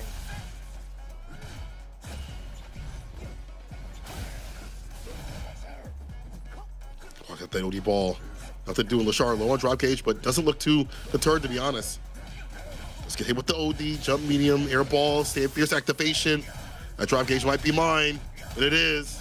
It's level 1 to bust out if he needs to, but it's gonna be hard to call when that's gonna come through in terms of like a DI or an opening. FUKUSHIMA trying to land the jump heavy kick. You cannot leave. You get an OD pickup after? Oh my God. Yeah, he gets plenty of that. That is for damn sure. Aqua spinning the rest of his meter, precisely calculating the chip damage against Lashar, all tied up.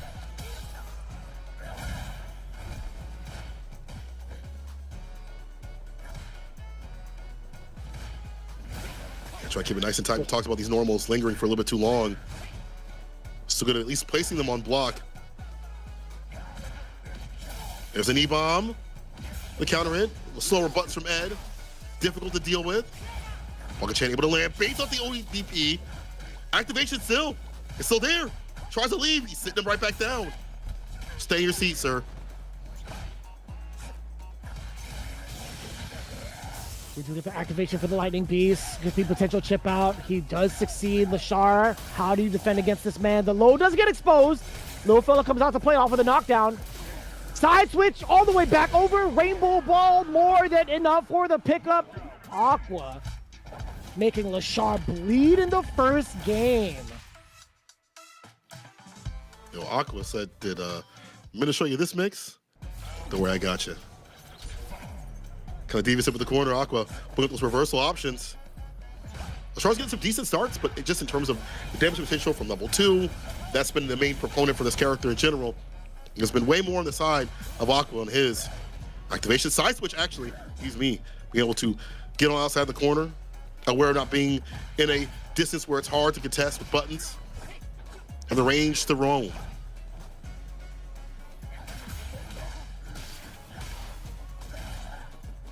Get the pickup. Aqua. He did land that back medium kick. Nothing really of it afterwards, though.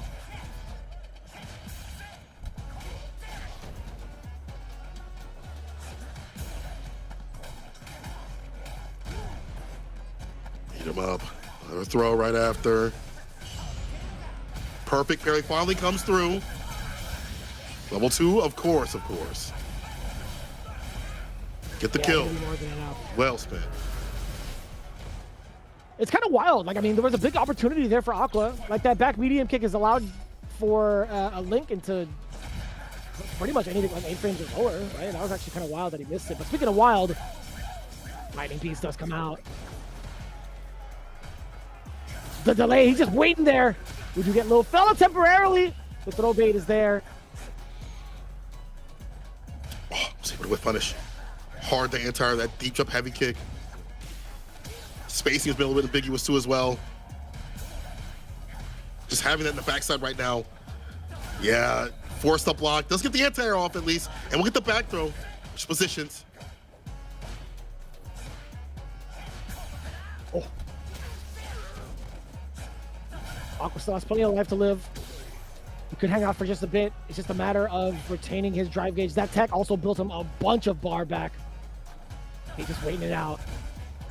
But still, those punish counters dwindling down that drive gauge, and some of these blocks that he's forced to take as the meaty. Lashar covering the air approach into the level 2. More damage to both the life and the drive gauge. A throw will do it. Lashar, Aqua actually thought the same thing. Level 2, back at it again. Perfect parry from Lashar. What a read. His defensive reads with the perfect parries have been a lot better, especially obviously this game. I mean, obviously this game they've been much better. We saw before he took 2 throws, he went for the parry right after, waiting for the button. His timings have been really good. He's also been able to catch the jump back balls and things like that. And the follow-ups. Final game, tagging with the stand medium kick, take him towards the corner, the commute towards the West Coast. Toss him.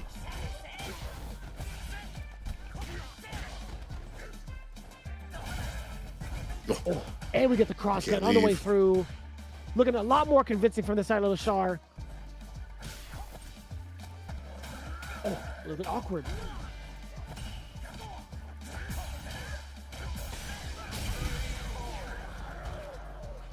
I like that. Immediately tagging him after the flip out. Find the confirm. Find success.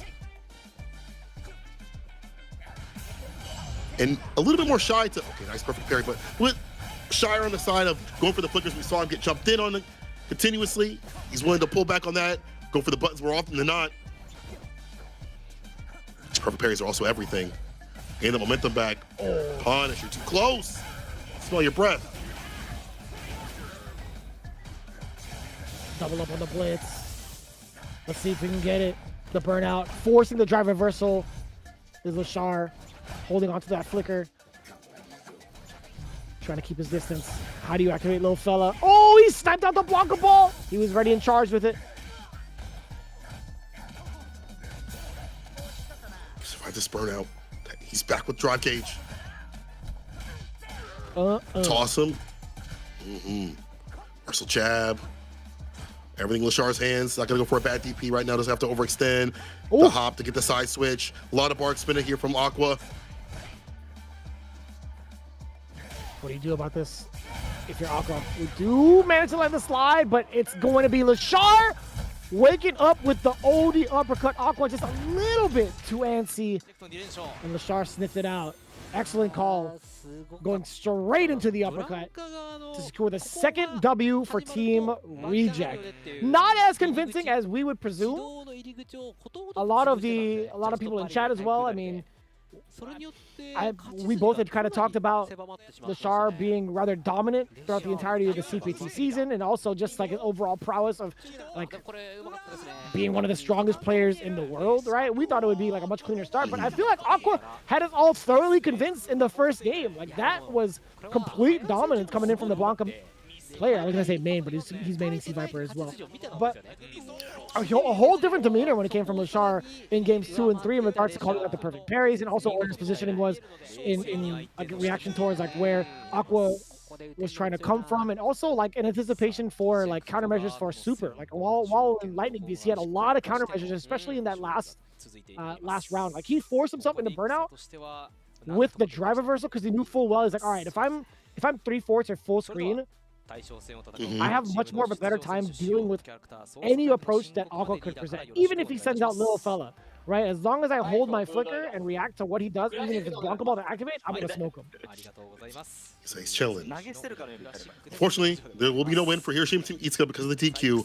We're gonna still have that final match. Fudo coming through with the Ed. You know, he does have the DJ, but I mean, Ed is the thing that we've seen from him at Street Fighter League for the most part, and also in terms of like his CPT runs.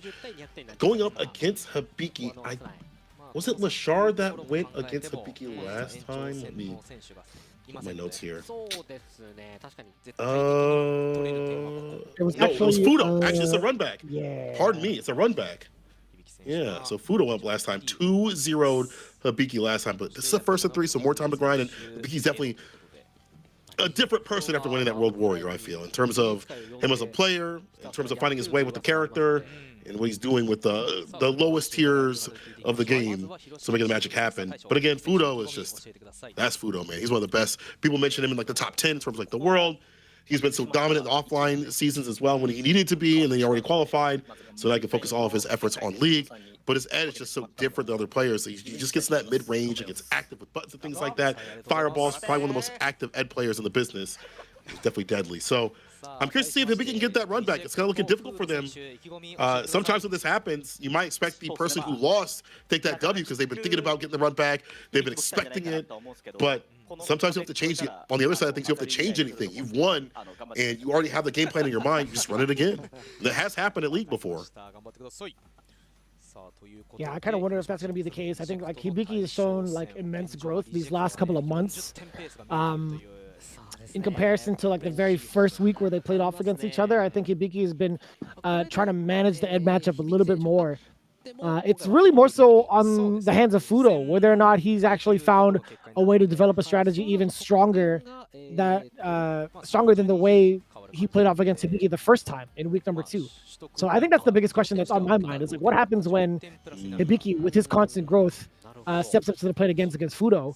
Will it be the same type of result? So we'll see. I think there's a lot better management of. I want to say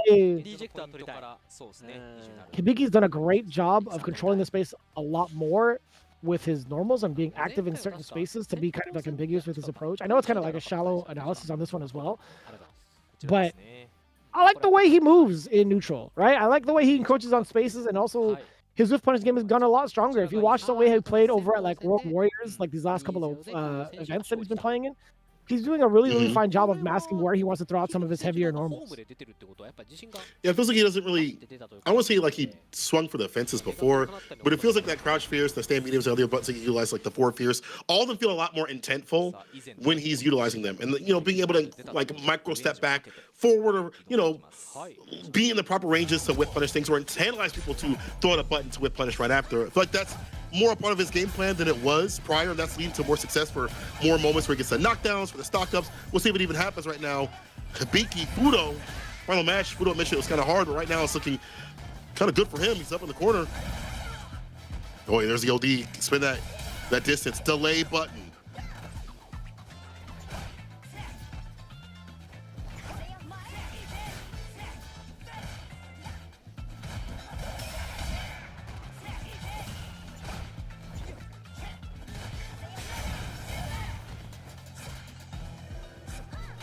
Right there, obviously.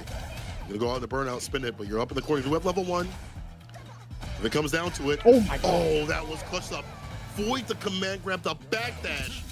Great awareness for Fudo. Yeah, I like his management of resources there too. Being able to drive a OD uppercut between the normal into the windstock. Really strong stuff in at least forcing yourself to spin that bar when you have to, right? Because Hibiki's doing a fine job of draining some of Fudo's drive gauge. And again, if he gets drained out, it's on his own volition. His own terms. The DP once again. Same sort of situation. He has even more room to use. An unfortunate error. He's just a knockdown right here for Fudo. Ride that momentum. Is it gonna reach? It does.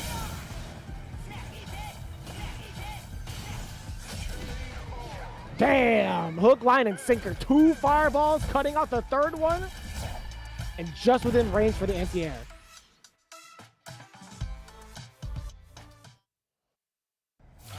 Powerful first game. They go right back into it. See, Biki's adjustments are going to be, it's maybe harder to run that buttonsy game plan, even if it is better when you have someone that can outrange you with flicker, with the normals quite easily, and Fudo's tendency to hit that OEDP in between the strings, even if it means he's in burnout, get that lead up, get some distance.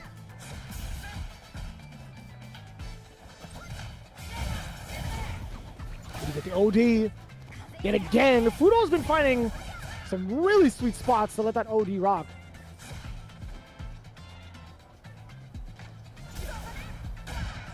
You gotta be kidding me. Kill rush to avoid that DI?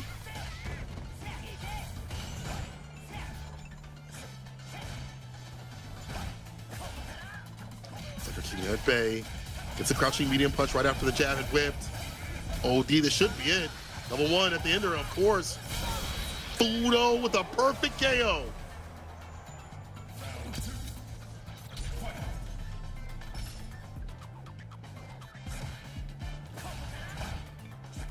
This is looking rather devastating against Hibiki right now. Trying to go for that command grab a little bit too far off the mark. Fudo making sure he's not allowed to do so again.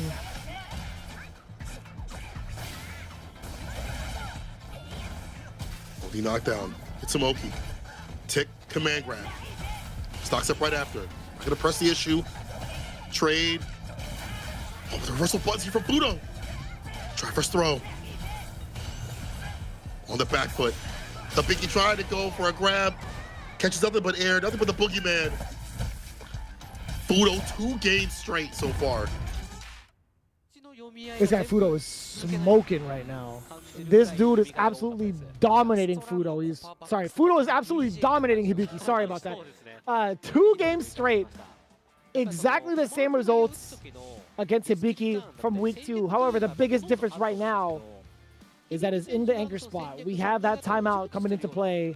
Hibiki needing a little bit of time to pretty much recompose at this point. Need something, because that was, it has to be. It was terrible. I mean, like, it's hard because, like, again, Fudo's so active. He's either denying the pressure points that are happening, like you see again the ODDP, and he doesn't allow him to get back in. And if he's in burnout, it's like, whatever. I've got bar at the bottom. I can keep you up because my normals are good. My spacing's so good. The damage is optimized. I don't. The buttons that are being played here from Biki aren't even in the proper ranges. You see, like, back step to avoid DIs and forward fierce and things like that. Spacing is so immaculate from the side of Fudo. It is so difficult to be able to initiate, it feels like, at least in this set. Anything from the side of Hibiki, whether it be, well, I guess counter spar has been the only real thing, only real threat. But even then, the resulting thing afterwards doesn't feel like it's a problem for Fudo, though. Like, yeah, you get the knockdown with the counter spar. Cool, that's great. You get a little bit of damage. Fudo hits you for 45% right after. I don't know what Hibiki has to do here, but I do know that Fudo is, he's on fire. He's hot right now. Yeah, man. Fudo absolutely putting on a clinic as mentioned, man. There's been so much dominance overall with every single approach that Hibiki's brought to his attention thus far, right? Like, not getting any win stocks for free. Pretty much every gap that has been, like, put out there as, like, a bait or, like, a slight frame trap, Fudo has blown up exponentially with that OD uppercut. And he doesn't even care about, like, the drive gauge too much, right? Like, I think the reservation of drive gauge for Fudo is specifically meant for those OD uppercuts, right? Yep. Using that resource just for that reason. Very smart stuff. And he knows that he can keep the character out right after. Like, yeah, all right, if I'm in burnout, you try to get back in. I have excellent button timings. I have the space to work out. And if you do get in, by that point, you probably won't do enough damage to kill me. I'll get my drive gauge back, if it even has to happen. And if things do go bad in that way, Fudo can go back to a normal style where he doesn't have to expend as much drive gauge. Maybe he'll drive reversal. Maybe he won't spend as much bar in terms of, like, those openings. Maybe he'll just wait. Maybe he'll perfect parry. Haven't even got to the echelon. That's how dominant Fudo is right now. He's on game point. Yeah, this is going to be a tough one, though. Again, if, funny enough, if Hibiki manages to reverse 3-0 Fudo, technically the W does go to Reject, right? Because Adderley is currently out sick.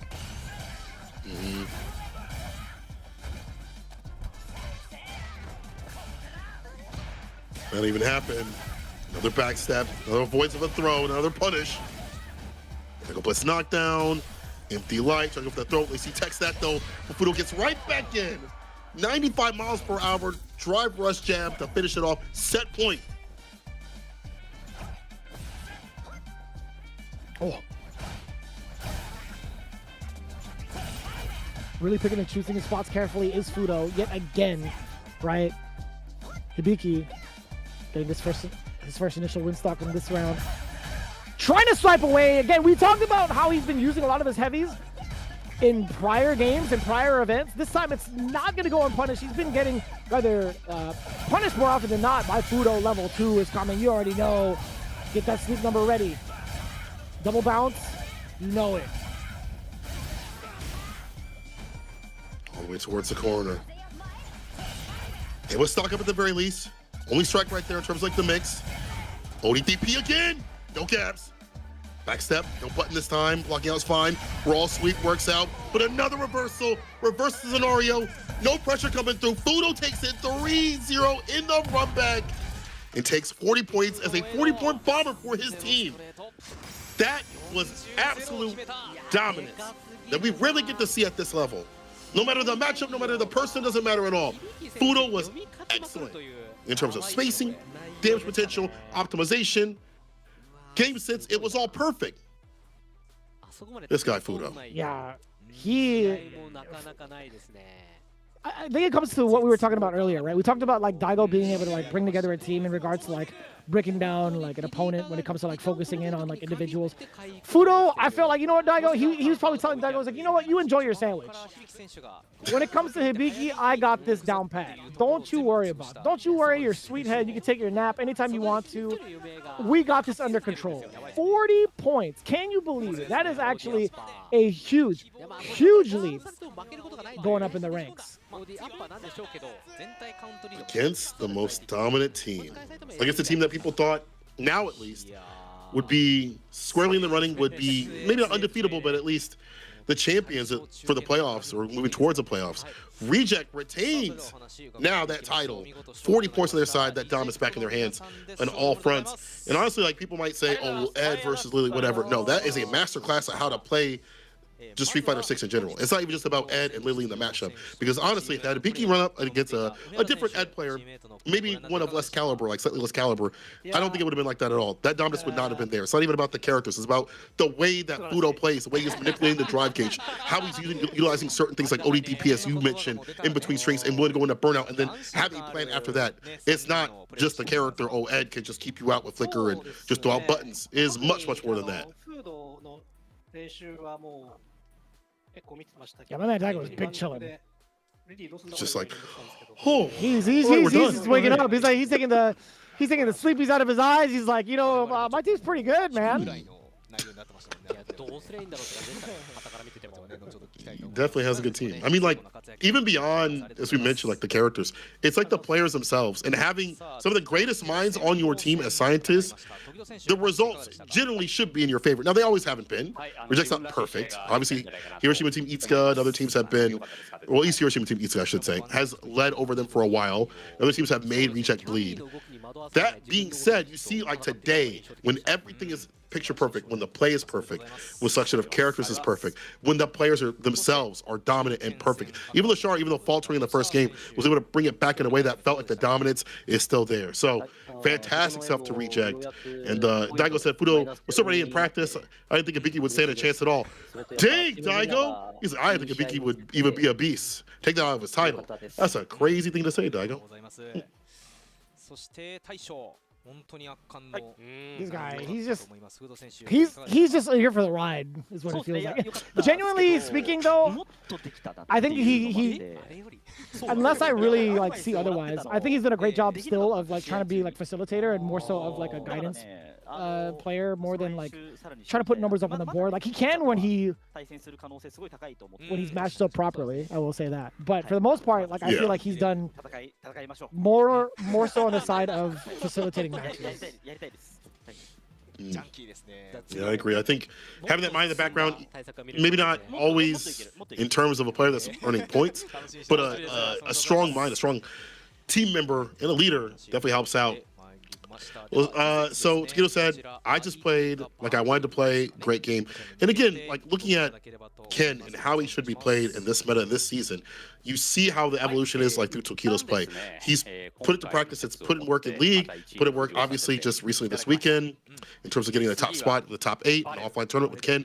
JP was there. You know, he made some appearances, but we saw quite a bit of his Ken too as well. So it's good to see that character still being rocked out. Even in matchups that he thought were difficult at the beginning, he's still finding ways around. Lashara said, finally, my Ed is plus an O. Great that we won. I think that means even in terms of wins. I don't know what that means. Fudo says, I could have done a lot better. I couldn't do what I was told in game. Team Itsuka is the team that would likely be playing off in the playoffs, so let's do a good game. You could have done a lot better? Fudo, how? What, more perfects? I think he means like overall in the season. Ah, okay. I'm about to say, I was like, crazy thing to say today. But even so, like, okay. I still think even so, like, I think his record overall is fine in regards to like how he's been performing. That's odd. You see, have a high standard. That's okay. You know, that's Evo mentality, Evo winning mentality. Takedo says, next up is VARREL.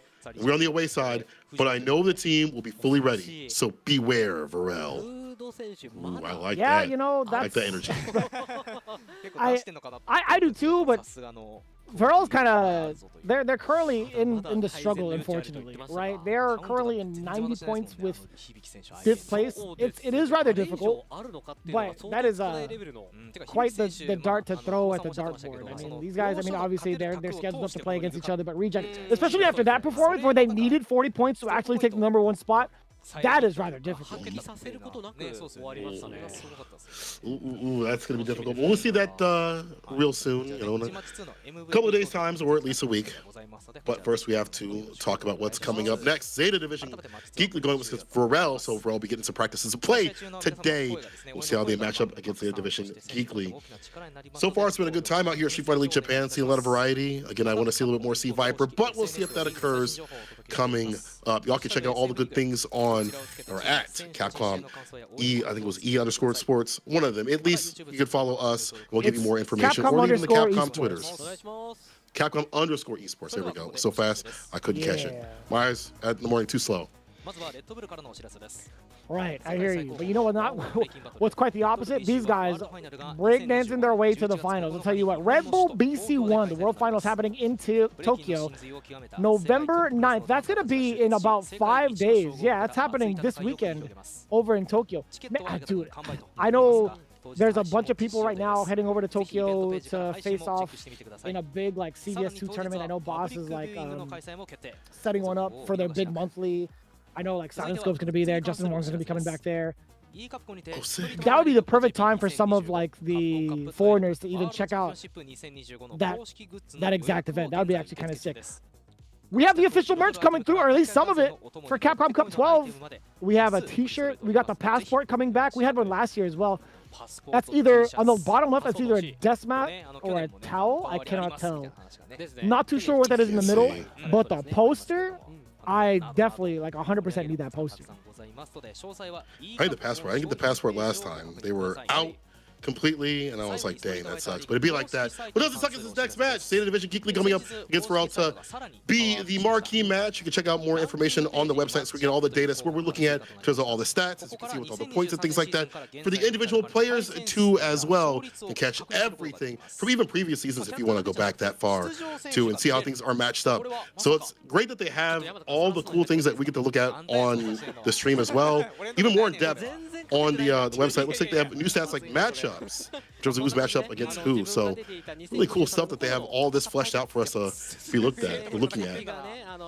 Yeah, I think it's more so to kind of compare the stats between like what the win records are between the two going in from like the first season to the second season to kind of like gauge what to expect. But I feel like I'd have to look at the website specifically myself to see what details are put in towards the matchups, because like if you think about it, it's like, is it within just the same season? Oh, you can go back up to 2023, so the first season. That is excellent. Ooh. So that's what I wanted to know. It obviously depends like between the meta, between the seasons, but I actually wanted to see if like what the growth is between like the players, the characters they use, and the matchups they face off against before. Like KB, you can see him on the screen right now. I want to see what his growth is like. The one I'm like interested in the most is between Mochi and TS, right? Mochi is one of the players that have been doing like a fine job of like really growing these last couple of seasons. You can see him right there, actually. One of the top point earners. Damn, yo, Mochi is actually doing a great job. And then you have TS, the Akuma player, who's actually been in a lot of the anchor positions this season and gaining a ton of points for himself. So that's actually one of the biggest things I wanted to look at. So maybe I think I'll be doing that this week just to kind of check out what the overall growth was for some of the players that have returned to Street Fighter League every season. So really, really excited about that one. That's really, really cool to see how in-depth these guys have been over on the website. In the meantime, you guys have enjoyed match 2. Get ready for match 3 between ZETA Division and VARREL. It's coming up right after this. Don't go anywhere.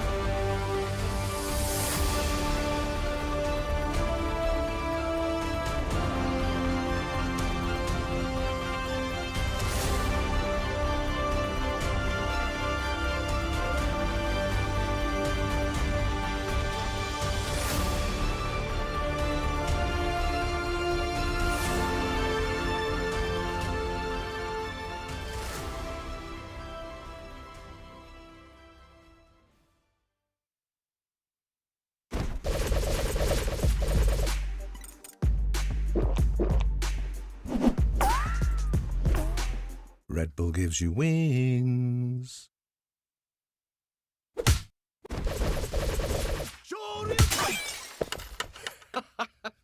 Red Bull gives you wings.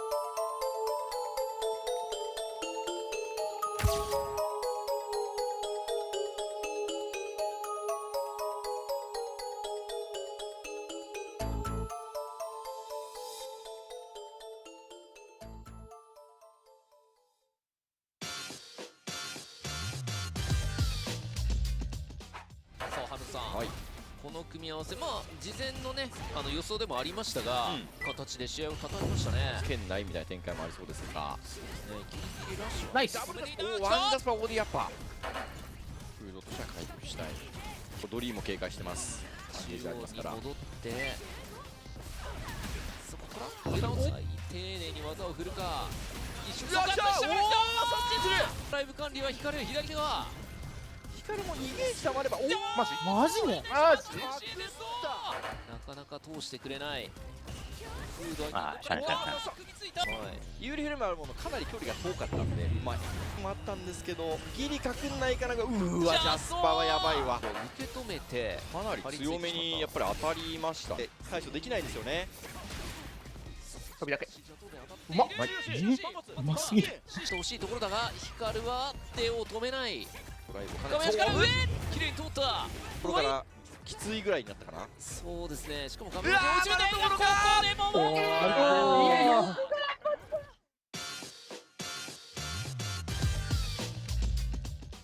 この独特の桃地の歩き、レシャーがちょっと苦しんでる感じがしますね。ピンクのエドは桃地のエド。そして桃地は前に出る。前に投げて歩いてくる。手を出さなかった。踏み込んでくる。うますぎる歩きが。お互いにこの歩きながら回してから崩していく。もう無敵技を食らうことはない。いいね。回してから今度はいいようにやられてしまってるか、この時間帯。前に出る緑の列車。いいよ。相手の技ガードして自分だけ当ててるよ。もうちにも緊張があるか。ですか立っている。投げは抜けて体力リーダーは若干もちはい、完璧です。先生強すぎっす。真ん中を潰すちょい待ち立ち込まれでしたけどね。さあ差し返し一戦。いかないと時間が足りない。全然あるよこのラウンド。イメージはあるんで。さあ土手っ腹をついていいと思います。バードギリしないか。今時間はそれがしないか16秒。バーこドした。れはでかい。めちゃくちゃでかい。ギリした。桃地には見えていたか。ナイス。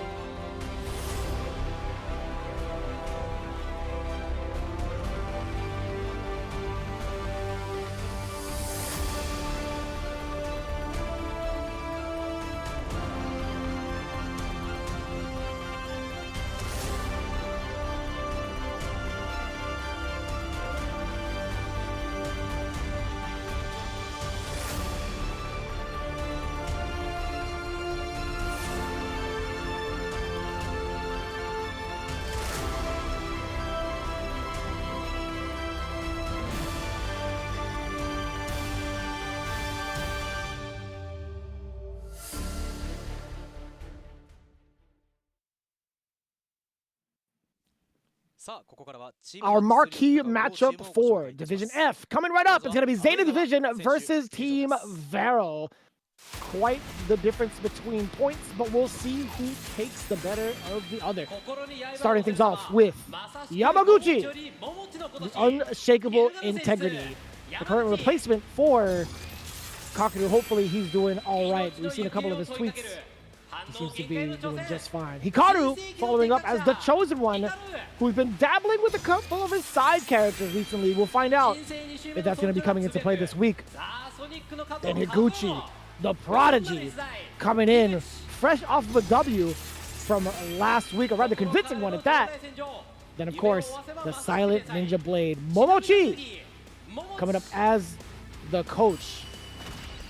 Not really the coach, I should say the team captain. Put more respect on his name. My mistake. The team captain coming in. But yeah, I mean, I love the way this team has held up so far. There have been a couple of speed bumps recently for this team, but they're currently in a good spot with 120 points. We'll see how they stack up against VARREL. It's going to be on the home side, as you mentioned, a little bit far behind the other opponents. You know, they're in the 5th place position, but things can change, especially when led by the likes of Magojo himself. We'll see what happens here. We'll see what happens in this run back They have a good squad of characters and players. Can they put it together, piece it together for a victory? Let's get a deeper look at VARREL. All right, Team VARREL. Starting off with the exceptional pad master himself, DJ Tiesto.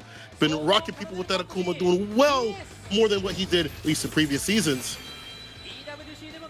Also assisted by the Yoga Monk, bringing down the hands for the man, the Sim specialist.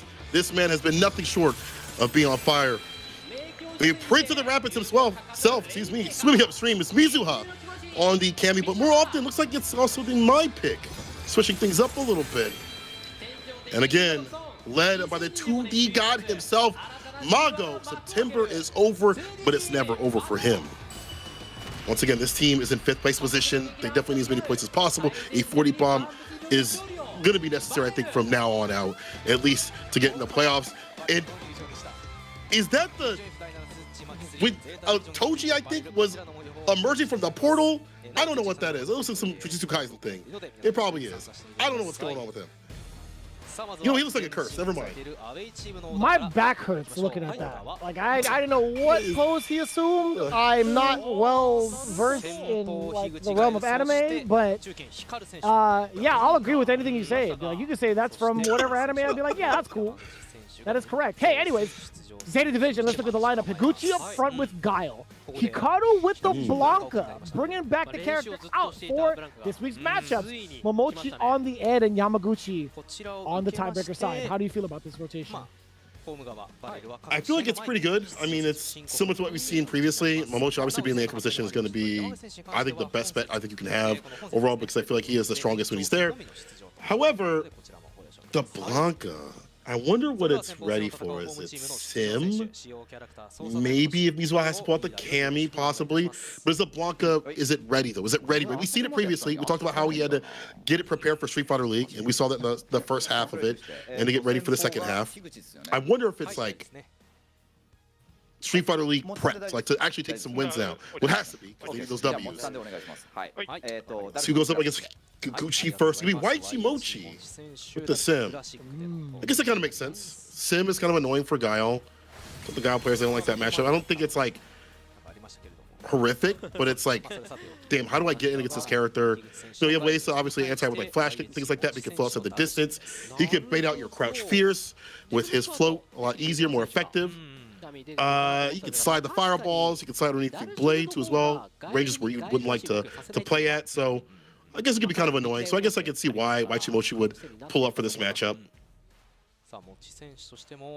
Yeah, that's, I mean, it's a little tough. I think one of the biggest things that I look for is how often you could reset the timing against Guile Sonic Booms. I think Dawson's able to do that while checking the advance from Guile, right? There's so many angles that he could cover while he's in Yoga Float to stop Guile from moving on in and following up against the Sonic Boom. That's like the biggest pressure point against a lot of the matchups that Guile can really enforce his will in. So my number one thing always is, how do you stop the main tool that Guile has?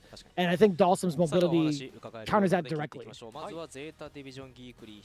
it's true. Slide, flow, as you mentioned, can bait out most of the anti-airs that Guile wants to utilize. Even though Flash Kick has a lot of range, you can easily bait out Crouch Fierce or Stampede Kick and get a punish counter and go from there. So that even can be annoying, but you know, Higuchi's a lab rat, so we'll see what he can do in this matchup. I'm surprised that Waichi Mochi didn't also go up against Momochi though. Since even though players have gotten better at that matchup, it's usually been pretty difficult on paper. I would assume that Waichi Mochi has been well more informed to fight it out like that. But either way, it is what it is. With the interview from Higuchi. Let me see how he's been doing lately. Let me catch what's going on with Higuchi. I know he's gotten some significant wins recently because he was on a downtrend for a while. Let's see, the last time he played, he beat Daigo. And then before that, he lost to Hibiki, but then took his first win for a while against Johnny. So again, he's been on a downtrend for a while. He's got 2 wins underneath his belt. Definitely wants a lot more.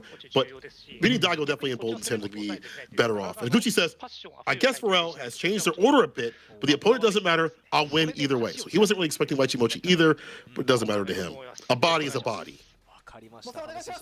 Hopefully. It took a little bit of a while for Higuchi to get on track, if I'm not mistaken. Let me take a look at my history yet again.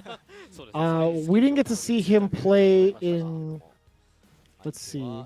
No, he's played almost every match, right? I think almost every week. I think we'll get that stat up soon. But either way, yeah, he did get a big W against Daigo, as you had mentioned. He lost to Hibiki in week 5. Looking at it even more so. Yeah, he took out Johnny's Mano. All right. That matchup I feel like is horrific. And then let's see, he lost against John Takuchi's Jamie. Interesting. Yeah, he's been on like a very interesting note so far. Like we've had Iguchi have reach some really big highs in Street Fighter League, claiming the top spots for like top point earner. But as of right now, I think he's only got like 2 Ws under his belt in total. I missed the infographic about it. That's about right, actually. Not a lot compared to his prodigy level status that we've seen previously, especially in his introduction in the years following when he came through in Street Fighter League and Street Fighter 5. Let's see if we can get that activity going. Waichimochi mentioned that Higuchi's pretty aggressive even when he plays Guile, so he has to get that defense just right, attack properly. Right now, it's looking all Higuchi right now. Even with that perfect parry, he's being able to lock him down with the booms for a little bit. But he's picking out a little bit with the teleports every so often. Oh, that's what I'm talking about. The fake out. A big follow-up after, though. Yeah, this is tough for everyone. Oh, the whiff punish against the standing limb. Yo, Waichimochi getting obliterated off that. Give me that. OD flash kick is like, you have to guess, buddy boy. You're in burnout? You're going to let me use this OD flash kick to chip you? On my wake up. Back for Sonic Boom, the forward meter kick. Pressuring Waichimochi up on the corner. Upside down kick connects. That's so smart to crush the button. Perfect parry. We get a back throw. Of course we do. Switch it up a little bit. Bad deficit though. Which a huge lead. Willing to spend a little bit of OD to get some room. Oh. Try to slide under the Sonic Boom, or at least the Sonic Blade, excuse me. Not gonna be within time. Again, resetting the timer is everything against like Guile's projectiles too. But oh, yo, clip that. I like that. Setting the blade right across the screen is super airborne, catching Waichimochi in places where he shouldn't be. Almost got to push the slide. Has him right where he wants to. So drive gauge to use if he wants to for the OD, or he'll just get a punish right there, hit him with the level 1 to get it done. Higuchi in full control right now. God damn. Where was this Higuchi before? Where was this guy before? I mean, he showed it to Daigo last week. So I mean, I think it's still pretty much intact. It's just the aggression is catching up to Waichimochi more often than not, right? Like even his whip punishes against the standing limbs have been pretty good. Like that roundhouse getting blown up in earlier rounds, that was kind of sick. But again, shooting off from the hip. OD Sonic Boom. Catching the matchup against. Okay, I like that. The force down from the teleport catch with a stand jab. Excellent choice to use the sweep. Dude, this color is disturbing, man. It's a little weird. It's like a glitch. Anyway, Sonic Boom is trying to cover the approach. Not going to get aggressive or active just yet. The blade is out with the OD. Turn that OD blade to kill the fireballs and hopefully clip a limb right after. Have to do it for the side of Waichimochi, though. Not going to extend too much here. Hasn't been able to initiate on his side of things as much as he'd like to. Ooh, damn, that was the flash kick off. Yikes.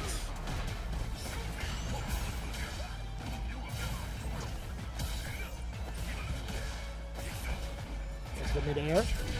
The aggression yet again, faking him out. Waichimochi falling for the bait immediately after that drive rush. Higuchi plenty of time to walk out of range and get the punish. I gotta say too, Waichimochi coming out in a different angle trying to disrupt the anti-air does not phase Higuchi. Like that was a prime example of adjusting towards like the height of Dawson, excuse me.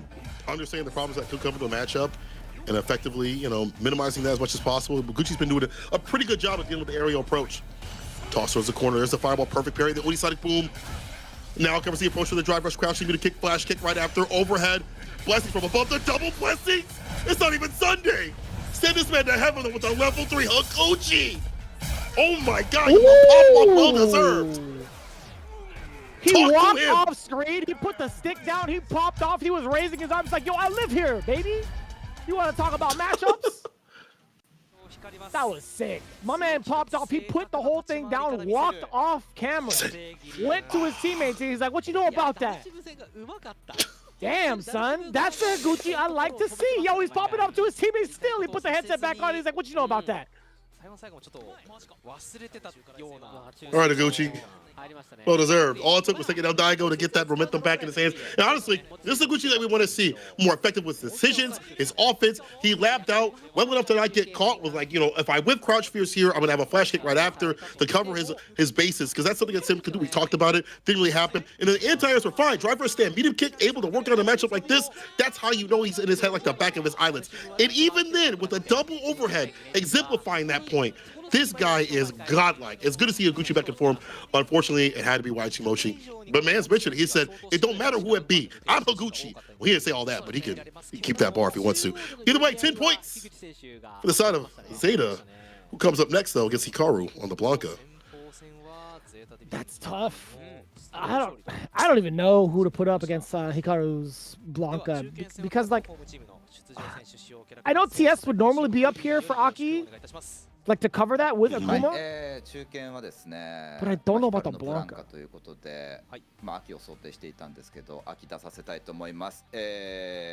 I'm sure he's talking about it right now. Yeah, see, so Mago, I think Mago had mentioned it before. He's like, yeah, we were expecting the Aki coming in from Hikaru, so we planned to put TS. I guess this makes sense in terms of, you know, even if things do go bad, if Hikaru does switch, you have a better time fighting Aki. And honestly, I don't think Akuma does that bad against Blanca. You know, obviously, you can slide the fireballs, that's fine, whatever, but the variance of fireballs is hard to lock into continuously. And I feel like the neutral, the normals that can be presented of Akuma, stand fierce, forward fierce, crouching medium kick, if you're close enough with stand medium, are very effective against what Blanca wants to do. But if Blanca gets into you with level 2, it could be over. I'm curious to see if Hikaru has that game plan ready with this character. Again, you've mentioned this, and people have mentioned this, that these players, in terms of like Aki players, are switching or having a secondary character to fight the worser matchups, even if it's like not a winning matchup, even if it's more even or whatever it may be. It's better than, you know, having Aki with her anti-air against like a dive kick or an air fireball or whatever and getting exploded for that reasoning. So even if it's not like, oh, I win this matchup in 4, it's like a 6-4, whatever, it's more bearable than playing Aki. At least in Hikaru's eyes, right? I don't know if like Carson is still in the chat. I'm sure Carson is also dreads having to face off against Akuma. I don't think Broski enjoys the matchup either. So maybe it's well solicited to see like the Blanca come out, but who knows? Either way, we're gonna get the interview coming in from Hikaru as to possibly why he had gone over to Blanca. I feel like you think he's much more susceptible, just on the away side, forced to play Aki, right? Perhaps. Yeah. So I feel like there's a little bit more in terms of like counters that are present. I mean, just even TS by himself is enough to be like, we have to have a secondary character to deal with the Sakuma, right? And the Aki matchup is just too much. I mean, mention Carson. There's not a time where I run into Carson and he don't complain about that matchup, as many Aki players don't, as they should, because honestly the aerial approach is hard to deal with. The fireballs are a pain in the butt, so it makes sense. You know, I'm fine with them doing so. Hikaru says, I've stayed in the jungle just for this matchup. I'll win and let the team get 40 points. He was like, bro, I went to Brazil, I had the food there, I've been in the jungle, I've been able to rumble, bro, I'm ready for this matchup. We'll see though. TS has kind of been a little different this season. I feel like he's a lot more comfortable with the Goki. Yeah, I mean, like we've talked about a little bit of the website when it came to like comparing the stats from season to season against player to player.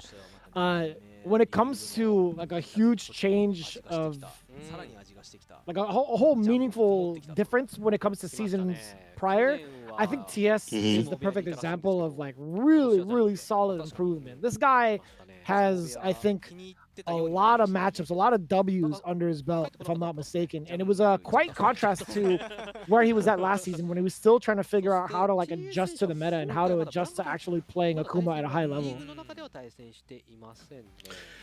He's 3-3 so far. The last time he played was against a sim player. But yeah, I think it's funny because every time I watch him stream or watch him like a singles tournament, he is that confident sort of player. He has his obvious structure with his like, you know, his block strings and things like that, the space traps that he has. But we don't see it that much in League, at least before. But now we see it. Now we see the TS that we would like to see, you know, in terms of like Street Fighter League tournament style. We'll see if he has that against Hikaru. We'll see if Hikaru has to switch. Hikaru said he's been rocking with this character for a while to prepare for the Akuma matchup. Prove to me. I want to see it, man. Someone having more time with their character means a lot, but maybe Hikaru will see something in this matchup or has a game plan against TS. Either way, we're starting it off. OD fireball for the knockdown. Demon flip on in. No grab, but a fireball, but that's still damage that's landing, though, for TS.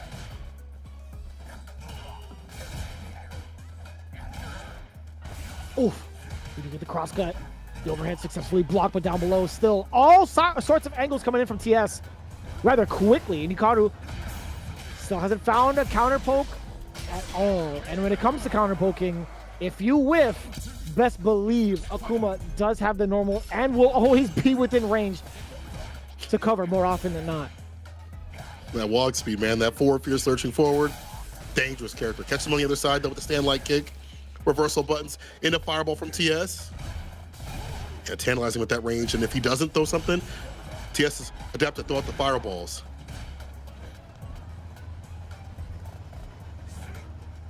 Yeah, hovering around the range where you cannot really throw a fireball. Again, that slide will be rather effective. Hikaru now throwing out caution into the wind with that OD Blanca ball, air Blanca ball, excuse me. Perfect parry. We do get the throw. TS claiming some space away from the corner, but we do get the activation into the lightning piece.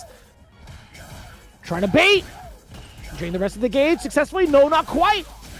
And we get the punish counter finally. The big whiff punish coming in from Hikaru. A huge shift in momentum. Little fella's going to be doing as much work as possible, or at least so he did, or tried to. He's trying to push himself outside the corner, move that drive cage back to green. Not seeing any perfect parries from the side of Hikaru to get like a drive rush conversion right after. He gets content to keep running that projectile, those plasmas continuously. One more hit. The DRC behind it. It's going to be, oh, that could have been it for Hikaru, actually. That hit at the tip of the toes. That back medium kick was able to clip, get the OD right after it. Wow.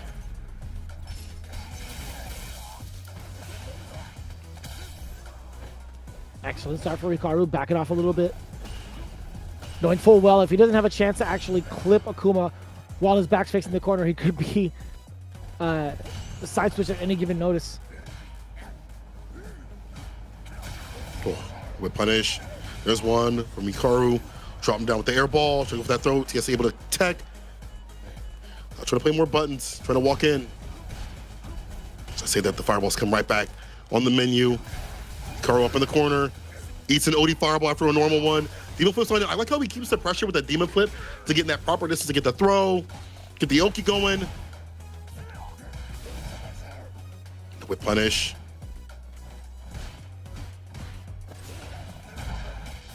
What a neutral jump and what a call out to against the drive rush. He should be more than dead. Yeah, uppercut into the level 3. The Swiss Army knife of Shoto's right here. You're facing him, the demon. Slamming it down. TS with an impressive start, man. I'm telling you, this cat can ball, man. I'm seeing it. Great job of like control like with the fireballs. Like, yeah, perfect parries aren't there to like be able to, you know, like a drive rush conversion follow up right after, like Hikaru's not getting those. But even beyond that, the fact that there's a range where you can slide if you'd like to, and that's not happening at all. Like the fireball pressure has been so difficult to deal with. Like we see OD, heavy, the light one, and then you see buttons that dash up and the walk up and things like that with the walk speed. It creates a lot of variance where it's hard to be able to, I'm gonna simply slide through the fireball. And it's maybe some of that newness of playing the character of Blanca, but not having like a level 2 that leads into a lot in terms of like drive gauge damage, because we saw he was able to hold parry, get the bar back, and not be a burnout. Those things haven't coalesced just yet for Hikaru. I think Blanca, you know, despite being a hard character to fight at high level, takes a lot of work to really grind out. Even someone like Hikaru, who spends hours upon hours playing this game, thinking about this game and developing strategies, he doesn't seem like he's just there yet with the character. But that's only the first game. They're taking a timeout. We'll see if he switches. We'll see if he stays with. I would imagine he stays with this, since he said he was preparing this matchup, Blanca, for this matchup in general. I don't know, it's looking difficult, man. I think there's just so much more in favor of like TS navigating this matchup in comparison. Like Hikaru could have like a lot of practice with other Akuma players out there as well. I'm sure he's got like a plethora of different pros he could hit up to work this matchup in general. But like it comes down to like what the characters can and cannot do, right? I feel like Blanca also, although rather competitive in the meta, I think Akuma is just a lot right now. Like a lot of his conversions can come up from like further distances. I think his damage conversions are tremendously good. But then I guess the offset is obviously like the 9k health, right? Like the offset is always going to be that. That's always going to be lingering in the conversation no matter what. And Blanca can also dish those out, especially when it comes to like level 2 or even like some really, really fat punish counters. But you have to force the Akuma to whiff, right? I think like more often than not, there's so many more scenarios where Akuma can force you to make the error in comparison to Blanca, right? You have like fireballs to really like check somebody within mid-range and even like closer ranges if need be. If you're feeling kind of saucy, you have demon raids also to change up your trajectory and really keep in mind like the presence of whether or not they could dive kick from really shallow angles, whether they're going to go for the chop, etc. And also like the different types of normals that are like comparable to Blanca's, if not better, right? That walk speed is everything. Give him encroach on that space towards the corner where he gets even more damage. Convergence, no anti-air. He backwalked but didn't find the DP that he needed. But yeah, the fireballs also just make all that even worse. All the buttons and things that you have to deal with even worse. Oh, the air fireball, TS locking him down. Jail, no bail. The forward medium kick. No punish cutter, so no sweep. No problem, though. Oh, sight little whip punch on the heavy. You're gonna jump out, but no grab. Back throw.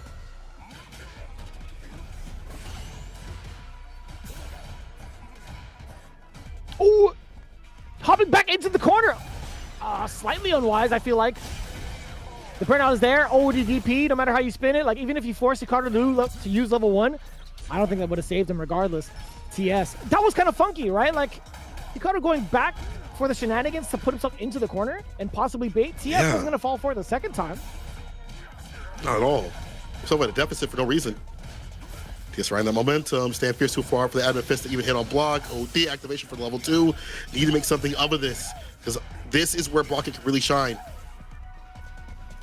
Trade, TS walking back in the corner, but I mean, this is a range where the fireballs have been very problematic. The jump-ins as well. This time blocked out though. Drive rush overhead blocked out as well.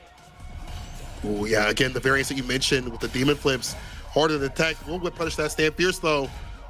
Pop him up, sweep. Oh, able to press with the plus frames. Delayed back throw.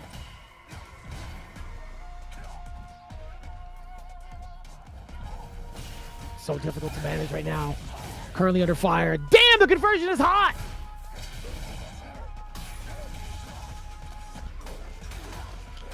Within one more throw range. And he does get it. Yes, sir. Quite tricky on the approach for that one. Drive rush forward. Whipping the stand short initially. Still within the timing to get that meaty grab. Confidence to walk up, get that crouch even to kick off. Up in the corner, tap and parry when he shouldn't. But it's hard. You're looking for any sort of defense. But Litany and twist with this character.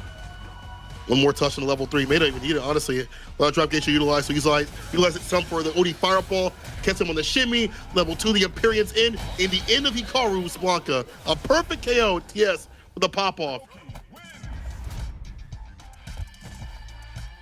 I mean, it was a subtle one. My man kind of leaned forward, kind of did like the nose scratch, the typical nose scratch. He's like, huh, I did it. he was like, huh, okay. Yeah, then he's doing it again. He did it again. Kind of nice. Well, I guess I played the game.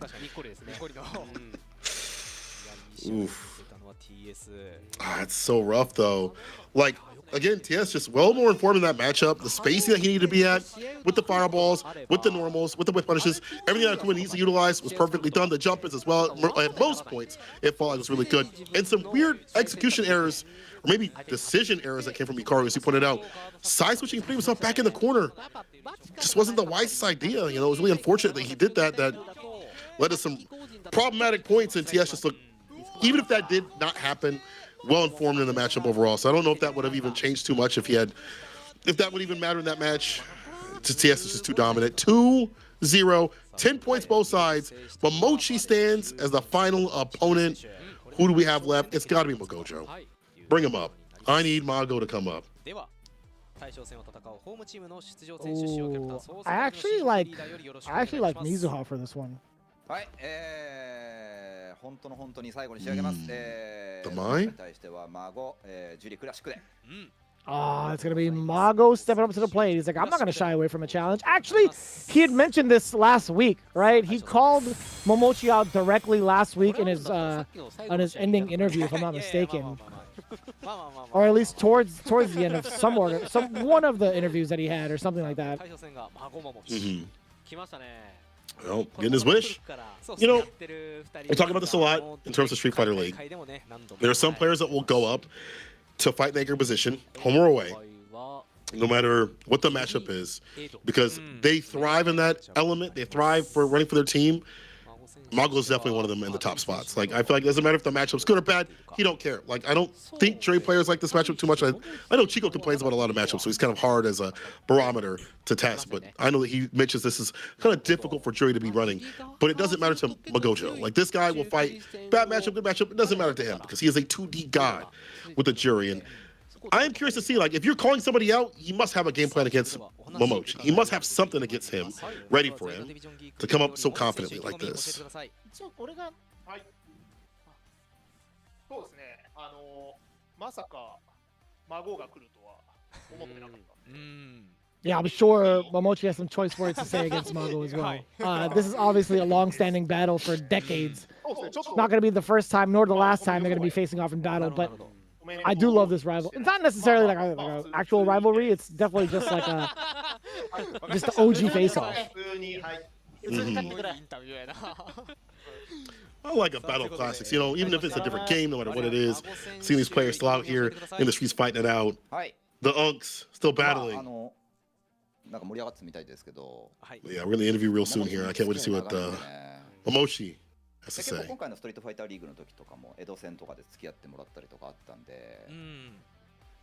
I mean, Momochi didn't really expect it, apparently. I'm sure Magos has had something like rehearsed. Obviously, he's getting his interview in. Momochi, not impressed. My man's just like, yeah, I guess I could play against Mago now. I mean, I didn't have anything ready for him. But yeah, I guess let's just let it rock. But we are getting Mago's interview in as well. Momochi, not really one for a lot of words outside of, or I guess during the competition. Even more so, like outside, he's a pretty chill dude, right? Nothing too wild, out of character. But Mago, he's always got a mouth on him, and I love that. Respectfully. Whatever he said, he probably said that in front of a mirror, practicing it 5 minutes before this all started. So we're about to get that interview with that. So he's a character. But when it comes down to battle, he definitely locks in and clocks in. We've seen so throughout all the leagues. He's a very dominant player in like the footsie game. He knows how to utilize all the parts of Jury, understanding level 2 especially, when to use that, when to go for certain conversions. He's great in the maintenance of when to stock up, when to use drive gauge. He's really at the forefront of playing this character, even at the beginning of Street Fighter League. So I love seeing how he's evolved Jury, even the beginning, Street Fighter 6, pardon, even beyond that. And I love seeing him as like just a player in general and understanding what the strong parts are. So no matter what people say about Jury, you know, you get to look at people like Jack, like Mago, like Tsubasa have done work and show that this character is still a very strong component of the game. Mago said, I have a lot of battles with Momochi. I know he'll be thinking easy about me, but I'll play 3 tactics and he'll read 7 out of 10. Okay. All right, man. You got it, brother. Sure. You got 7 hard reads out of 10? All right. That's all you need. Sure. It's a passing score.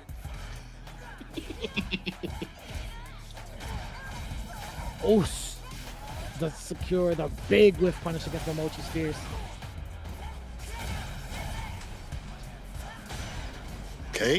Again! Out 2 after the whips and Fierce. The game to win with the chip. That should be it. Yes, sir. Mago forcing out the burnout. It was more so on the side of Momochi, right? I think he forced the burnout upon himself, like whiffing these normals against Mago, consistently getting punished. Hopefully he gets to change it up. We do get the back throw, a lot more control against Mago, with less estate to back up to.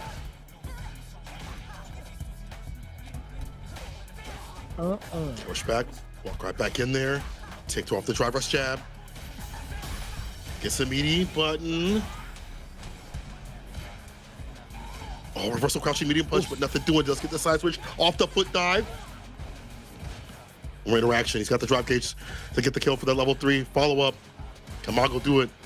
Show him tactic number 4.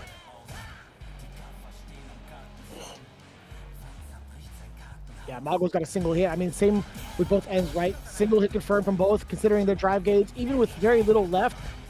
Ooh, that jump in could have been everything. A little bit too far off the mark. You can't force the burnout, can you? You've done so successfully. The drive reversal's there for Mago. Oh, that huge normal jump. Sorry, neutral jump, excuse me. Try to find a button. Now chip territory. Drive rush. Oh, DDP to find the fish at the very precipice of waiting for that chip. Chip on both sides. 10 both rounds. More meter for Mago, though. Seeing an engine get revving up for like a level 2. You see that happen at all. The flicker keeping him at bay. Pain point for the characters. The flicker, the fireballs. The toss towards the corner. Stock up right after.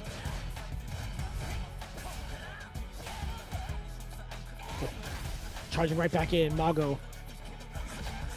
Tapping a little bit with the lights and neutral jump again. There's been a lot of neutral jumps in play from both ends, and both getting some really significant damage out of it.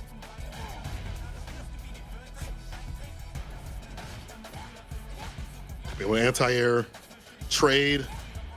Mago not pressing the issue too much. Trying this cleanly. All the resources in the world right now.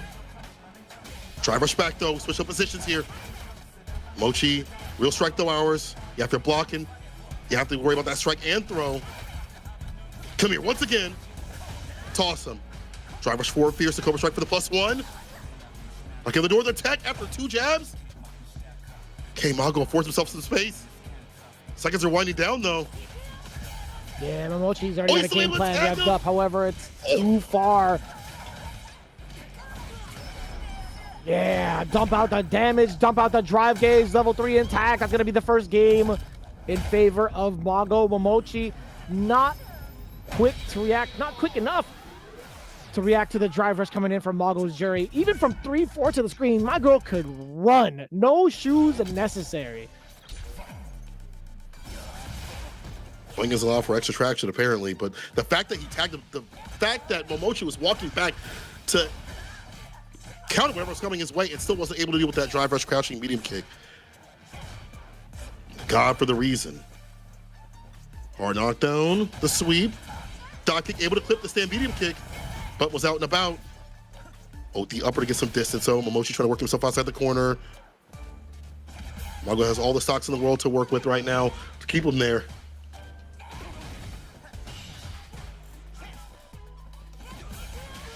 Oh, explosion down below, just within range, 2.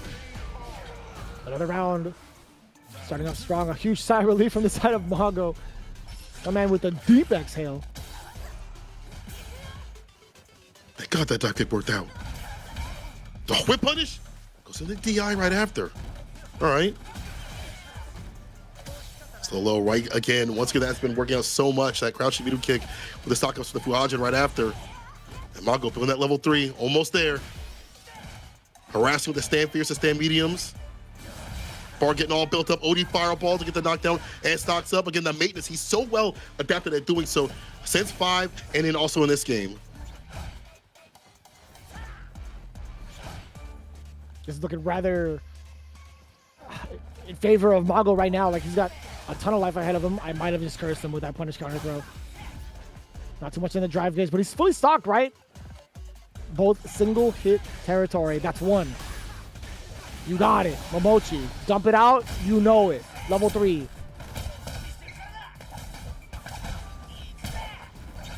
Spin to win. Whatever it takes. It's enough to kill. Bar gone, but Mago sitting pretty in terms of resources.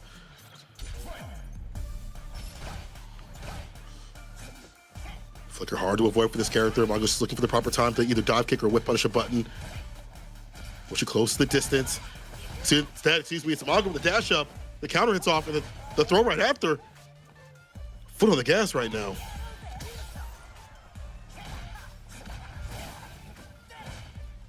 Oh. Still walking out of harm's way. Actually, Checking with the low medium kick at the proper timing and get that counter hit. Momochi still stuck in this corner. The drive rush actually bails him out. He just secured a back throw.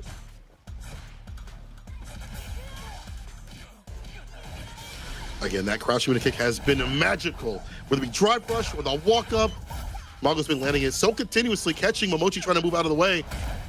Hasn't been able to find the proper spacing, damn near on death's door. He's above that level 2 to get something going. Space to keep him out, but Mago's been so adept at getting in. Dive kicks or drive rushes with buttons. Don't let him do it to you. Ah, he tried to go for the dive kick, but the punish is there. Able to block in time. Yeah, it was a little bit too late on the dive kick, right? Maybe he was he didn't reach that height soon enough to get a proper punish on the fireball. Either way, the sleep number, the dreams are interrupted immediately. My man Mago on the other side, waking up with aggression. 2 games straight so far with this jury pick. Fantastic job of maneuvering around these long normals, the fireballs. Walk up stand medium kick here from Momochi. Taking a page from Mago's book. It's the standing button. Baits out the OEDP. Big damage incoming. The flicker cancels the follow-ups. Empty throw to call the tap parry attempt. Spins the rest of the bar with the OEDP to get some distance, but you cannot dash up. You were checked and challenged. Momochi, a lot more confident on these walk decision-making moments. Instead of walking back, he's moving forward with that stand medium kick. Oh, just catching the punish counter. Momochi again, just not within the right ranges. I feel like some of these whiffs have really gone like pretty decently punished from Mago. I think his positioning has been quite suited for whatever Momochi's trying to throw out at him so far.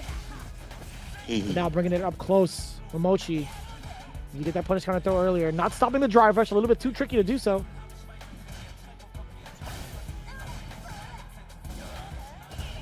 OE fireball to lock him down. Actually, able to stock up. Excuse me, I thought he was going to get aggressive, get active after that.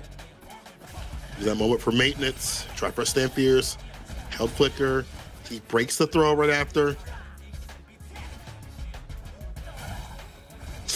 Anti-air works out.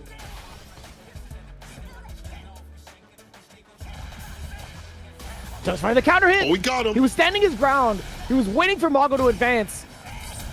He does find the right spacing and the right timing mostly to come back. Game 3 in favor of Momochi.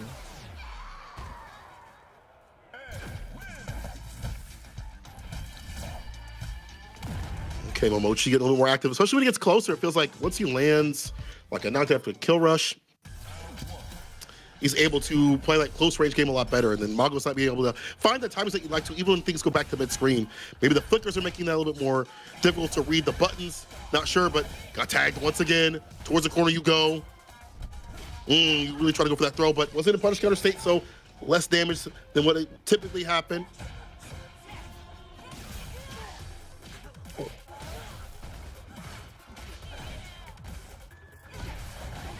Damn. He just falling for the shimmy. And it was a slight walk up too. It was like a step forward from Mago and an immediate step back.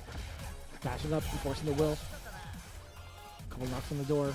Walking back, checking with the roundhouse, immediately firing with a low medium kick. This guy Mago is so active. And also, to be fair, that was actually a pretty far standing roundhouse to the point where I would imagine it would be like at least neutral, or it's like 0. Like if you hit towards like the latest active frames, it could be like what, 0 perhaps?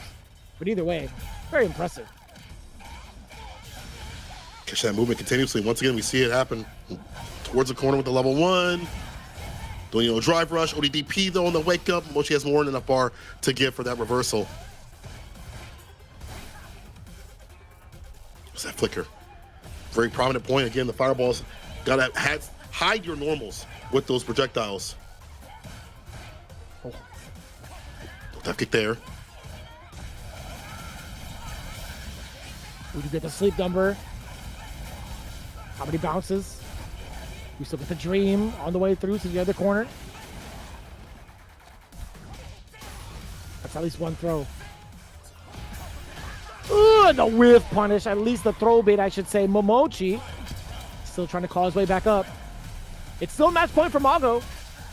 And the immediate interruption against the drive rush. Mago starting off strong with the level 1. Bring him to the corner. We're going to drive rush on in. No, we're going to dash regularly. It is the corner after all. My mistake. Again! The roundhouse and the low medium kick. I don't know what normal Momochi's throwing out there, but it's definitely slower, right? Ed's normals in general are definitely on the slower side. Yeah, that's why Mago's being able to press this advantage so continuously, being nice and close. Jump back, the trade. Walk up throw. Mago's game to give. All he needs is like one confirm in level 3. Look for the stand pierce, but it's not going to happen.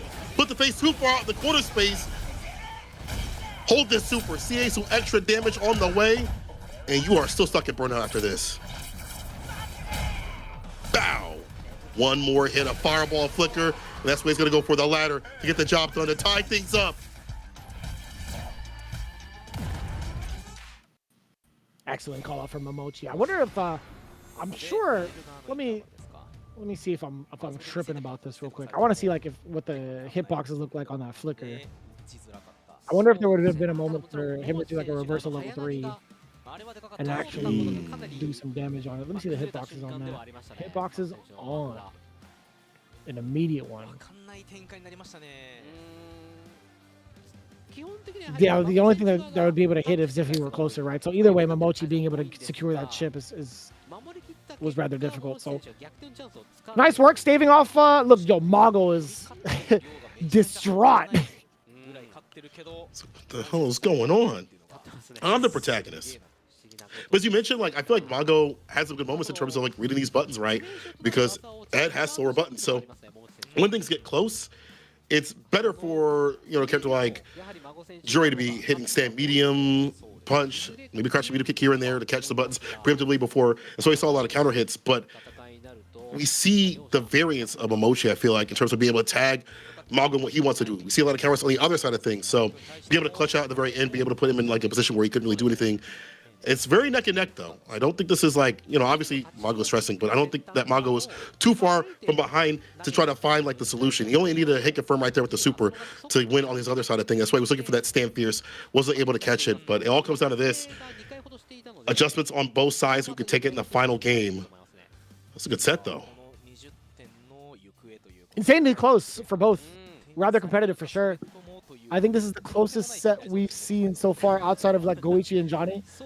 We both have ourselves like a full-on match, so it's always been like in the anchor match so far. But yeah, I think easily the most competitive one. I think even between like Goichi and Johnny, it felt like they were more so blowouts rather than like going round for round, right? In comparison. Yeah. Yeah, it was way more in Johnny's favor, just in general. It felt like Johnny was going to win that 3-0. So this one definitely feels like it's like a close-knit match. I mean, they've been storied players. They've played each other for years upon years. Obviously, in this game right now, it comes down to a lot for their team, getting that 30-point bump up in the leaderboard. I like the way that Mago's playing this matchup because, like, again, on paper, all the Jury players, they don't like it. His tendency is to go for a dive kick, and after he's afforded a dive kick, the jump ins are a lot more ambiguous. It's harder for Ed to anti in the first place. And on the ground, again, the faster buttons have been really good. He's been able to check some of the drive rushes. Same Momochi, using the flickers and fireballs when need be, create that variance in the neutral so he can run his buttons off. Final game between the two.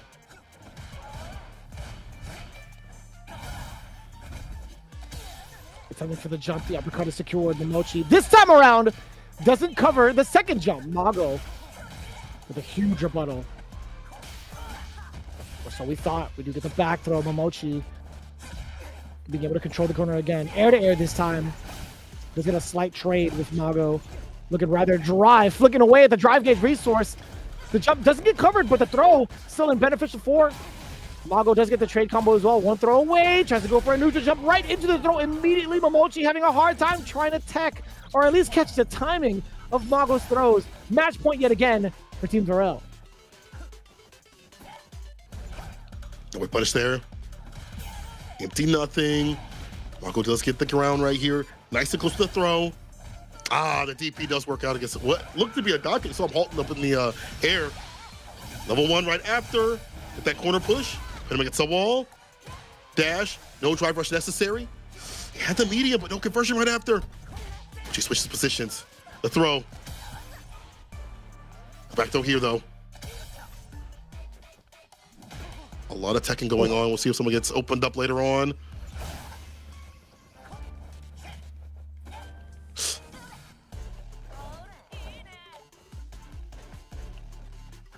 What do you do about this? All charged up for Mago, by the way. Having these stock can also lead into a pretty significant block string to chip away at Momochi. More damage for a combo too as well into level 3. If it gets there, if it needs to get there. Yeah, a single hit will definitely open up that possibility, right? Pretty dangerous territory for Momochi. Yeah, skipping neutral with it. Did you get the back throw? Excellent defense so far. Momochi now in control. Plus frames on that. And very, very solid tech. No whip punish. 2 buttons played. Nothing doing. Standing back with punish either. The toss towards the corner. The kill rush back. Gets a 2-piece and gets ourselves a final game, final round. Oh my God, this is so tense. Bar at the bottom, all juiced up. Flicker to hold him down the neutral. The sand kick as well. Again, the fireballs are so prevalent to stop you from coming in. No conversion with the throw right after though.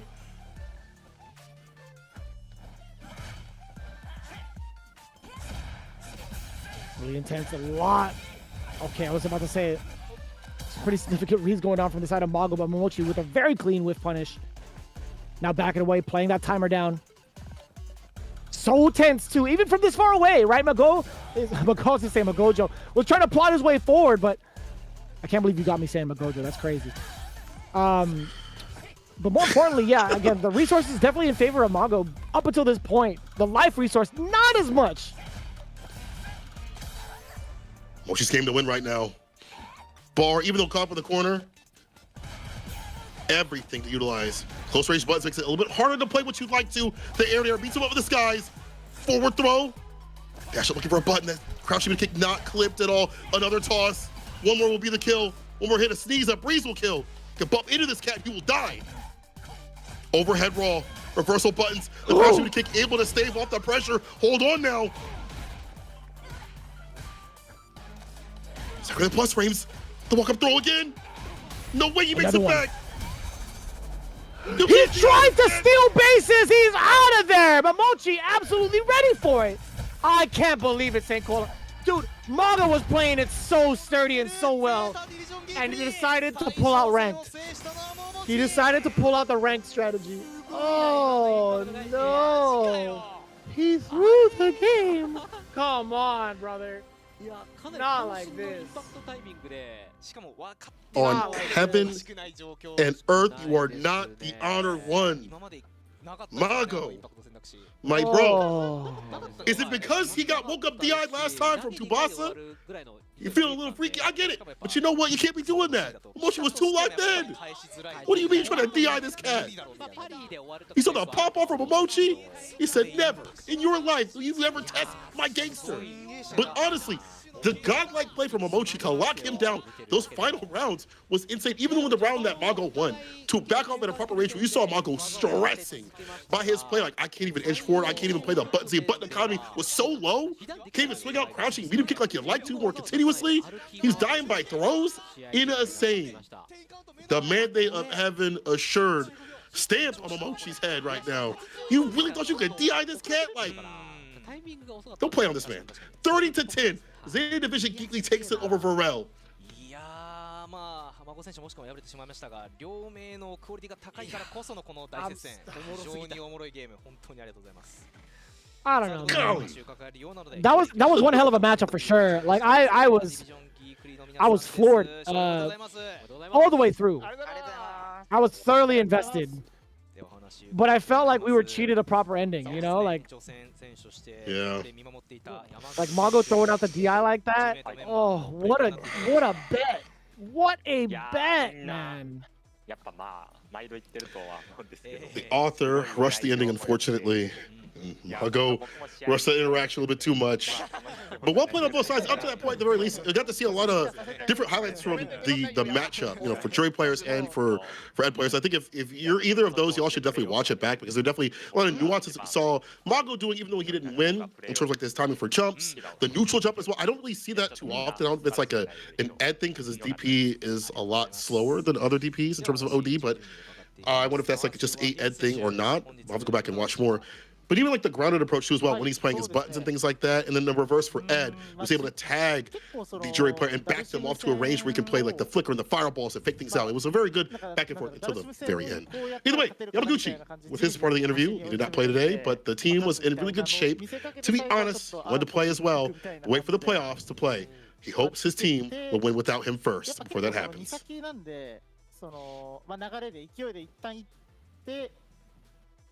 Man, I'm still taken aback by the decision. Ooh-wee. What a call, my man. I don't know, like I really don't know how to feel about it. He was playing so well. He was forcing Momochi on the edge of his seat. He was like causing the mental stack to go up and up and up with like the mix of timings. Like he delayed the first couple of approaches he has was delaying normals that had plus frames tied to it on block, which was great because then you get to add an extra layer. He delayed his approach with like crouching jabs as well to sneak in these throws. Two, that was phenomenal. Went up immediately for another throw, adding more to the pressure, adding more to the mental stack. And then he went for the DI. Like, he had drive gauge, he had stocks, so you have ways to corral the character up in the corner, and Jury's one of the best at doing so. And he went for DI. That's hard, man. It's hard to call. It's hard to justify, genuinely. I think he was doing well without it. Anyways, we do have the rest of the player interviews in. We got Higuchi up next, right? If I'm not mistaken. Yeah, looks like it. So Higuchi, you got it. All right. He said, I was trying to play, I said the textbook, how to win against Dawson, and at the end, I was aggressive. But I won, so it's all good. So I guess the way is to not be aggressive, but he was aggressive. He still was able to take it. Honestly, he's a lab rat himself. I think he wrote the textbook. I would be surprised if his name is the author, because he is so good about being a lab rat, figuring out things and punishes and stuff like that, and how to fight characters, and even if he doesn't get like the practice for them as much as he'd like to. Hikaru says, I am losing recently, and the team is covering for me, but I want to win and help the team. I mean, it's kind of hard when you see Akuma on the other side of things, and you're fighting consistent bad matchups, but, you know, I get it, though. He wants to get that Blanca up there in full form. Yeah, it's different, right? Like, he has pretty extensive notes in regards to like how he goes about playing certain matchups. Like he's brought it up on stream before, but it's just different, right? Like you talk about being in the jungle, you have to really think outside the box, outside the textbooks. But TS, it's one of those things where like TS is much more comfortable with the matchup in comparison. Like Hikaru, we talked about it before, right? Like, I think it comes down to like the comfort factor of a character, like a character you've been playing, whether it's a good matchup or bad. I think TS had much more of a stronger factor in playing against other Blancas in comparison to Hikaru. Hikaru playing off against other Akumas, if that makes sense. I think if you're throwing out fireballs like that and we don't see a slide, at least one happen, even in the first or two, that Akuma is way too comfortable. Like they are, even though the fireballs are kind of hard to read compared to other fireball characters, we've seen it happen in League, we've seen other players get slid on. That's way too comfortable for a Akuma player to be playing with fireballs like that so constantly and so confidently. Momochi says, Mago was quite strong, but the team helped me out during the game. I think the DI was completely out of my mind at the time, but I was luckily able to counter it. I was surprised before the win. If you look at the replay, so he was like, damn, I didn't even think that was coming through, but he just acted of his own accord. You know, again, heaven's guidance. That's what it'd be like. Next is the top matchup. We'll be thriving to the playoffs if we're able to win. So do a good practice. So tune into us. Yeah, really exciting to see like how they progress even further into like the current standings, right? They have 30 points to their name, so they got 150. Yeah, they're doing well, really well considering like the significant speed bumps that they've had throughout the first half of the season, and they're making do with their promise to clean it up in the second half. Really holding on to that third place position, and it's not even just like them stepping up to the plate. Also, it's more so two from the other side of the bottom half, right? DetonatioN, FocusMe, also stepping up to the plate, but still a little bit out of reach by about 10 points. VARREL, unfortunately, coming in with 10. IBUSHIGIN also coming in with 10. They really needed those points to come in. But as it remains, it's still top 3 in contention. Reject, Hiroshima Team Ikuza, ZETA Division Geekly in that current order. As you can see, the results: DetonatioN FocusMe taking the big W, 30-10 against FUKUSHIMA IBUSHIGIN. Hiroshima Team Ikuza falling short significantly, 0-40 against Reject. ZETA Division cleaning it up, 30 points to VARREL's 10 in that nail-biter of a set between Momochi and Mago. These are the current standings, as we had mentioned, right? DetonatioN FocusMe right on the heels of ZETA Division Geekly, excuse me, by about 10 points. But VARREL and FUKUSHIMA IBUSHIGIN, again, really needed those at least 30 points going into this week. Next coming weeks, you need this 40 bombers as much as possible. Again, to save up the points of other people, but more importantly, to keep them in the standings, to keep them relevant. Because as things go on, these gaps get bigger and bigger towards the end. It's just about playing spoiler at that point. You can see the trending of Hiroshima Team Ikuza only faltered just recently after a few great weeks. The rise of Reject, and of course, the fall of some others. DetonatioN hanging in there. VARREL trying to stay a little bit solid, but man, FUKUSHIMA IBUSHIGIN needs some big W's. Here's Division S schedule coming up. Good Ace Squad versus Seoul. CHE Osaka versus Vicious Fabu Gaming.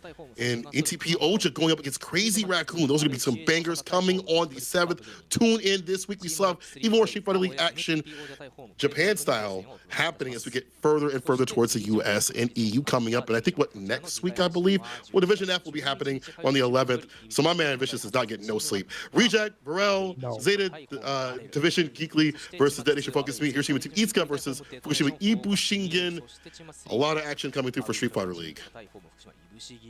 You know what?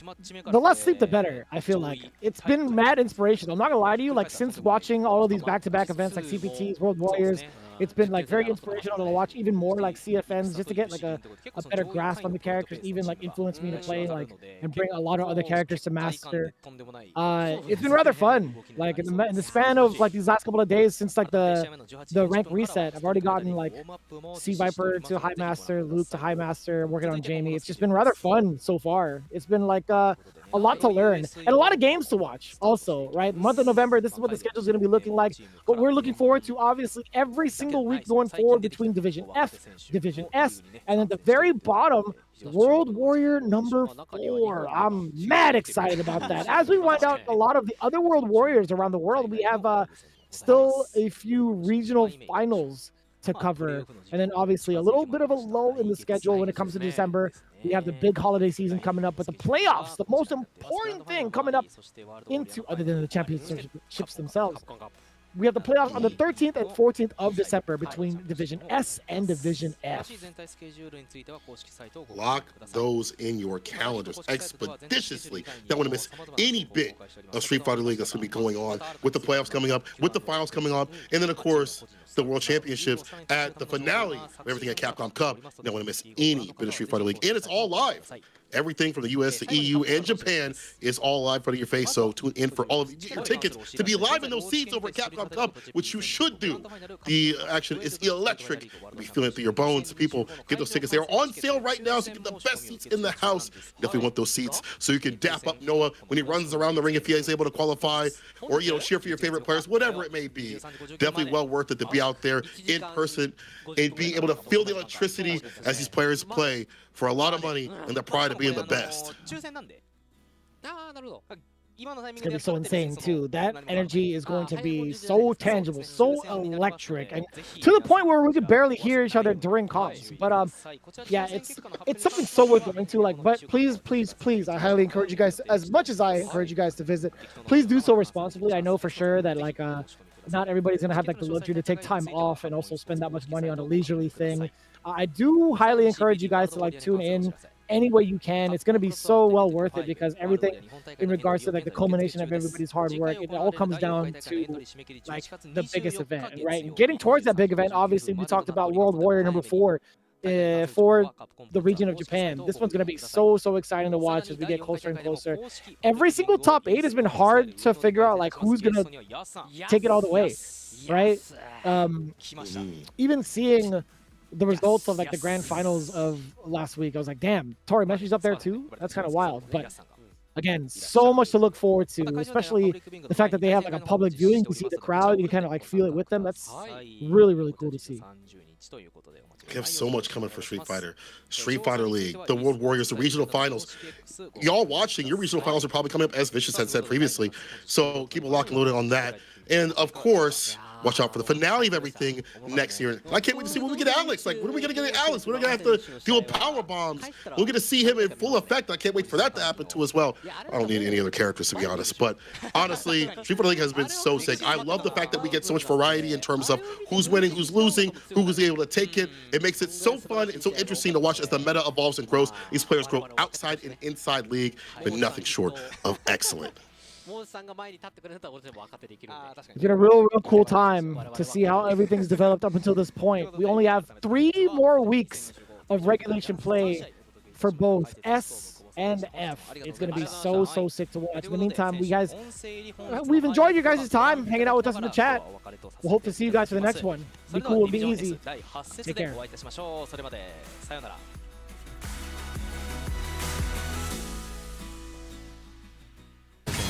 デトネーションフォーカスミから板橋ザンギエフへ残機、そして福島いぶし銀からは翼樹里です。20秒しばし上だー、どうしている、ミスはない、当たる、次の打撃読み合いお化けはどう出る、暴れている、惜しかった、いや惜しかった、危ねえ、難しいところ、よくグラフをつながった鳥飯、ただここは残るぞ、若干削りが見える、見えますね。後ろ投げ、もう一回の投げは絶妙な体力、どうだ、残った、それでも投げる、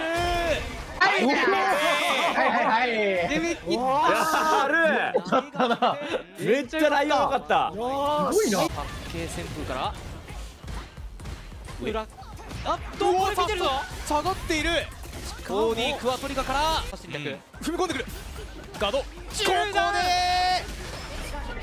やはりここに来るが、どうだ、残ります、残りそうですね、そうですね、バーム中、あ、いや待って、そのままなら取れている、うわーごめん、残りそうですね、マジ行くんちゃうこれ。いやそのいいのに。ナイス。いや。ゴーちゃんの強いな。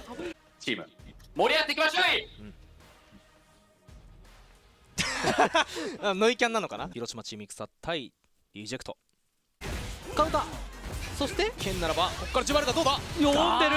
している渾身の無敵技か。指が連続してやってくる。画面端に持っていた時のインパクト。素直に来た。垂直から。おい。さすがです。両手でガッツポーズ。最強。笑って。2個。2個や。アクアのターンがやってきた。削って。あと崩し。人形。中段か。裏。完璧に見ている。少ないものの大君ミスを止まって見えたぜ。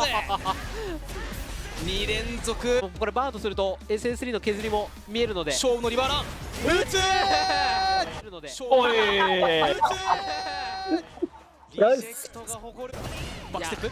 これは投げるか。横にフルフード。なるほど。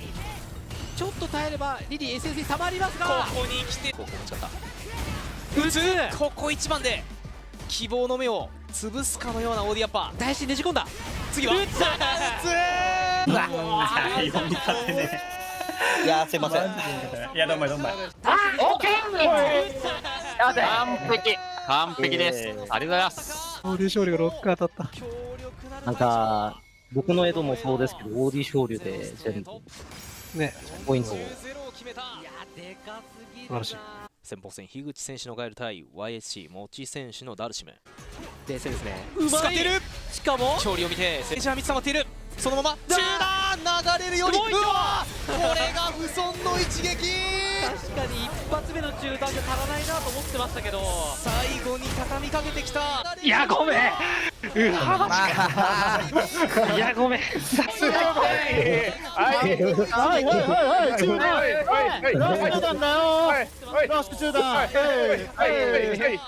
はいもう最後ダットにみたいな見てから立ってね。ただ波動うまく回してますね DS 攻撃。うまい。伸びる手そのまま刈り取った。確定反撃。確定だ。先端のシャッカーをかなり狙っている印象。ここまで DS 一発残る。逆タック怖いぞ。投げに行く。光が取り返します。うわーここに来て鋭い前ステップで光を崩したのは最高最高 DS。また圧あるな。うまい。ゲージ溜まります。プレッシャー地獄の端まで正体はできそうだ。完璧だ。投げ圏内ではない状況。ニックを踏み込んで10カウント目の前。 CH は15秒。CH は時間とかありますから。ここ一番の15秒。CH は時間とかありますから。うわーそこバットルか。マジか。10カウント目の前。CH は15秒。CH はナイス。40歳40歳だ。40歳だけど。ナイス。40歳だけど。ナイスナイスナイス。すごい。赤かったよ。赤かった。真っ赤だったよ。あーすごいな。今までなかったですからね、あのインパクト選択肢。一回もなかったいややってなかったですし、投げ2回で終わるぐらいの勢い。やっぱね、頼れる男。してもやっぱり返しづらい。